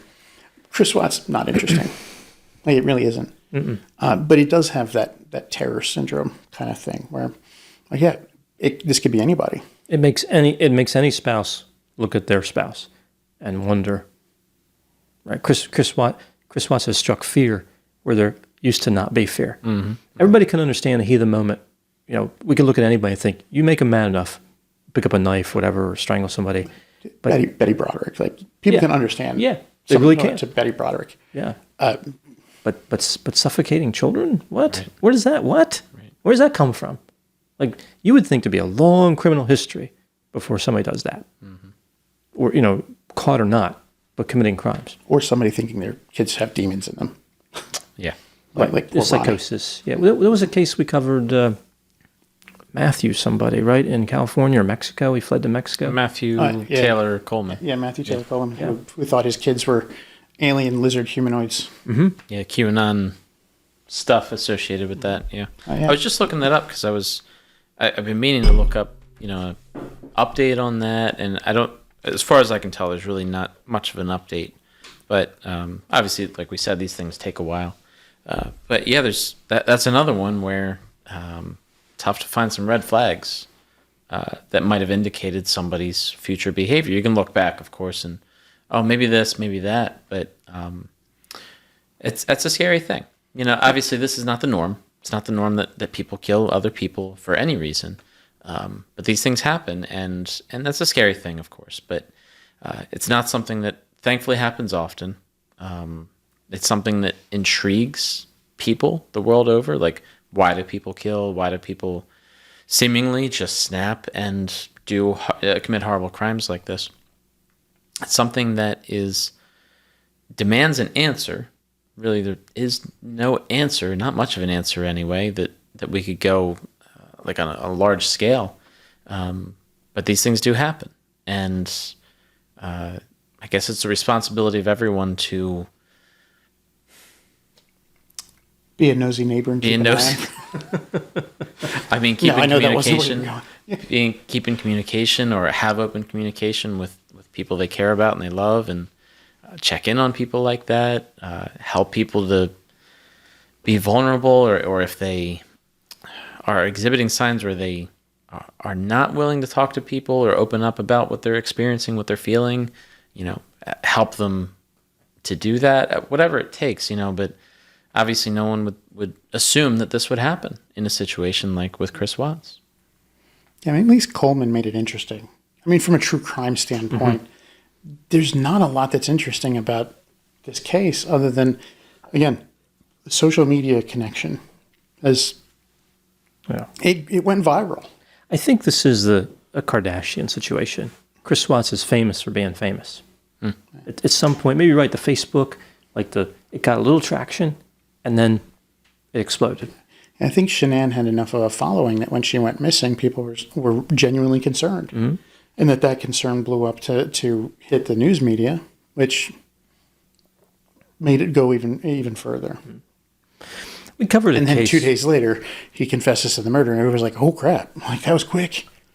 We covered a case a while ago about a woman who impersonated somebody she killed. Yeah. That case? Yeah. That was 100 times more fascinating. Way more interesting. He killed a woman and then spent 2 years texting and stalking herself and the boyfriend. That was Liz Golier. Yeah, Liz Golier. Yeah. That was interesting. I really a lot of twists and turns. Oh yeah, lots of twists and turns in that case. There's just not any twists and turns, and this is a straightforward case. He did it. That's it. He did it. There's no evidence that anyone else did it. Even if you believe that Nikki was involved, it was an after-the-fact involvement. Unless you believe she helped him plan it. But it doesn't, none of the evidence points that he was planning it that way. Now, if there was anything they had on her, they would have pursued it. There was a lot of media attention, and they would have pursued it. He acted completely alone. He was having an affair. But other than that, there's no real drama in this case. No. It's very straightforward. Yeah. Any final thoughts about the notorious case of Chris Watts? Well, it's tough to, I said it before, but it's tough to read about, listen to these kind of things that involve kids. It's the kind of thing that, for me anyway, just I read about it or I listen to it, or especially hearing Chris in interviews and things, like the day of the murder, say I had nothing to do with it, and then the story changing and just the maliciousness of that not only would he kill them, but would lie about it and would blame his wife, who he killed, for doing that. It's tough to watch. It's the kind of thing that, so when I was working on this, my kids were going to get done with school maybe an hour later or so. I'm thinking I just can't wait until they get back home, because this makes me feel awful that this happened, that this exists, and you can't get that message out of your mind. It's an opportunity to hold closer the people you care about, kids, loved ones, whatever, but an opportunity to recognize, there's some bad people out there, and everyone's made mistakes, of course, but not everyone's killed other people, and whatever mistakes I might have made, here's an opportunity for me to just love the people that I love that much more, because there's a lot of uncertainty out there, and there's a lot of things that could go wrong. But thankfully, this is kind of where my mind goes ultimately. Thankfully, there's people, and we're those kind of people that are out there to try to help others, right? Through therapy. Of course, many people help others in many different ways. But that's where my mind goes with it. There's bad people, but there's also people that help. There's also people that want to see things improve and want to play a part in things improving. And that's what I choose to focus on. Instead of there's the bad, I choose to focus on there's the good. I recognize the bad. Obviously, we talk about it a lot. But there's a lot of good out there too, and there's people who genuinely care and want to help. And, those are the people that I choose to celebrate. Of course, everyone does, instead of the Chris Watts of the world who for whatever reason, do a lot of bad things. So that'll never change. That it's tough to talk about, think about, hear about these things. They exist. But there's also a lot of good that exists in the world too. I agree with Absolutely. Mike? So for me, Chris Watts is the Law and Order case. It is the one case that's wrapped up in an hour. Like, it was so rapid, so quick. But it also strikes me that there's a bit of a there's a point where changing stories doesn't make people suspicious. It's just like anytime stories change, it leads to guilt, right? If someone is denying that they had anything to do with something, and then they change their story just a little bit about where they were, we go, okay, that person is hiding something, must be guilty about something. But if they start confessing to something and change a detail in the confession, we don't go, well, they might be lying about something, maybe they're actually innocent. We go, oh, that just leads them more to guilty. Like, they're just, they're just minimizing, they're just doing it. Like, and we all do it. Like, they must be guilty. They can't be lying. Oh, I don't think Chris Watts was lying. I absolutely think he was minimizing a lot of things. Mm-hmm. I think that the police tactics worked the way they're supposed to, and that he's the example, not the exception. He's the example of the rule. When a spouse goes missing, it's their spouse that did it. Like, he's the quintessential example. You want to say, it's like, well, a wife goes missing, her husband did it. Chris Watts, he's the definition of that. Mm-hmm. And, like, again, he's the Law and Order episode. Like, his whole thing is wrapped up in an hour. Yeah. And it's just the fact that it has such a big following, and so many people have so many conspiracy theories behind it, is just, I think you're right at the beginning when you said it's kind of the modern day JFK. It's like, we know the facts of the case, but almost everybody has their speculations. Even I have my speculations about what it was. I try and keep my speculations closer to the facts. I do think that he wasn't trying, that he didn't want to kill the kids. I think he genuinely did care about them.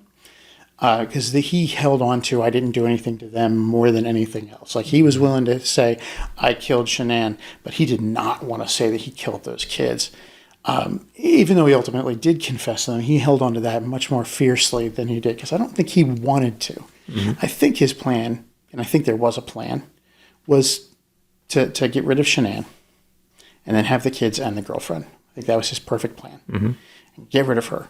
But when I do think the kid walked in, and then he's like, she saw me. If anybody talks to anybody, if she talks to anybody, she's going to say, Mommy was real sick. Because kids don't have filters. Mm-hmm. They're going to talk about what they saw.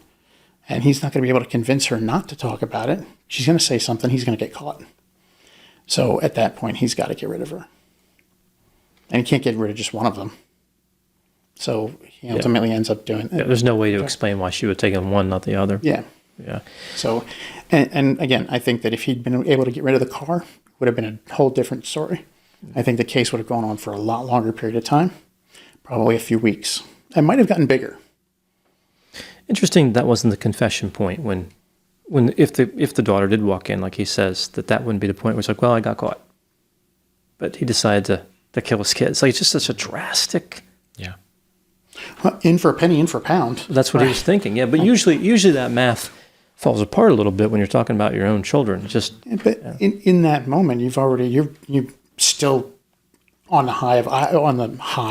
You're still mm-hmm. on the physical changes in the adrenaline of, I just killed this person. Yeah, the limits go away at that point. The inhibitions go away. We see that a lot with substance use, especially with stimulants. Inhibitions go mm-hmm. away because just running so high. And adrenaline is a stimulant. It's a naturally occurring stimulant. So, I mean, it doesn't surprise me that he could do that in that moment. Which is why, again, I think that if he'd been able to get rid of her, he wouldn't have killed the kids at all. But in that moment, adrenaline was high. He had no inhibitions about it. He's going to try. I think he did try and kill her right there, but couldn't do it. Then he had to commit. Yeah, it is a horrible case. Even though I don't know if it really deserves the notoriety that it's obtained. It certainly is a horrible case, and one that again makes every spouse question their spouse, and wonder, and to your point, Mike, about how spouse dies, the spouse did it. A lot of times you see, no, he couldn't have done it because he's so nice and no criminal record. Chris kind of proves that anyone could do it. It could always be the husband. Oddly, I don't remember anybody saying that about him. There are a few cases like that. Yeah. About Chris Watts. Like I can't remember anybody saying like, oh no, I didn't think he would ever do that. Oh, not him. Yeah. He confessed, and everybody was like, wow. Yeah. I didn't see it coming, but they could see it afterwards. But afterwards, they were like, yeah, I could see it. Yeah. Which again, a little odd. Like nobody came back and was like, no, there was no way he could do that. I never saw that coming. You're just like, wow.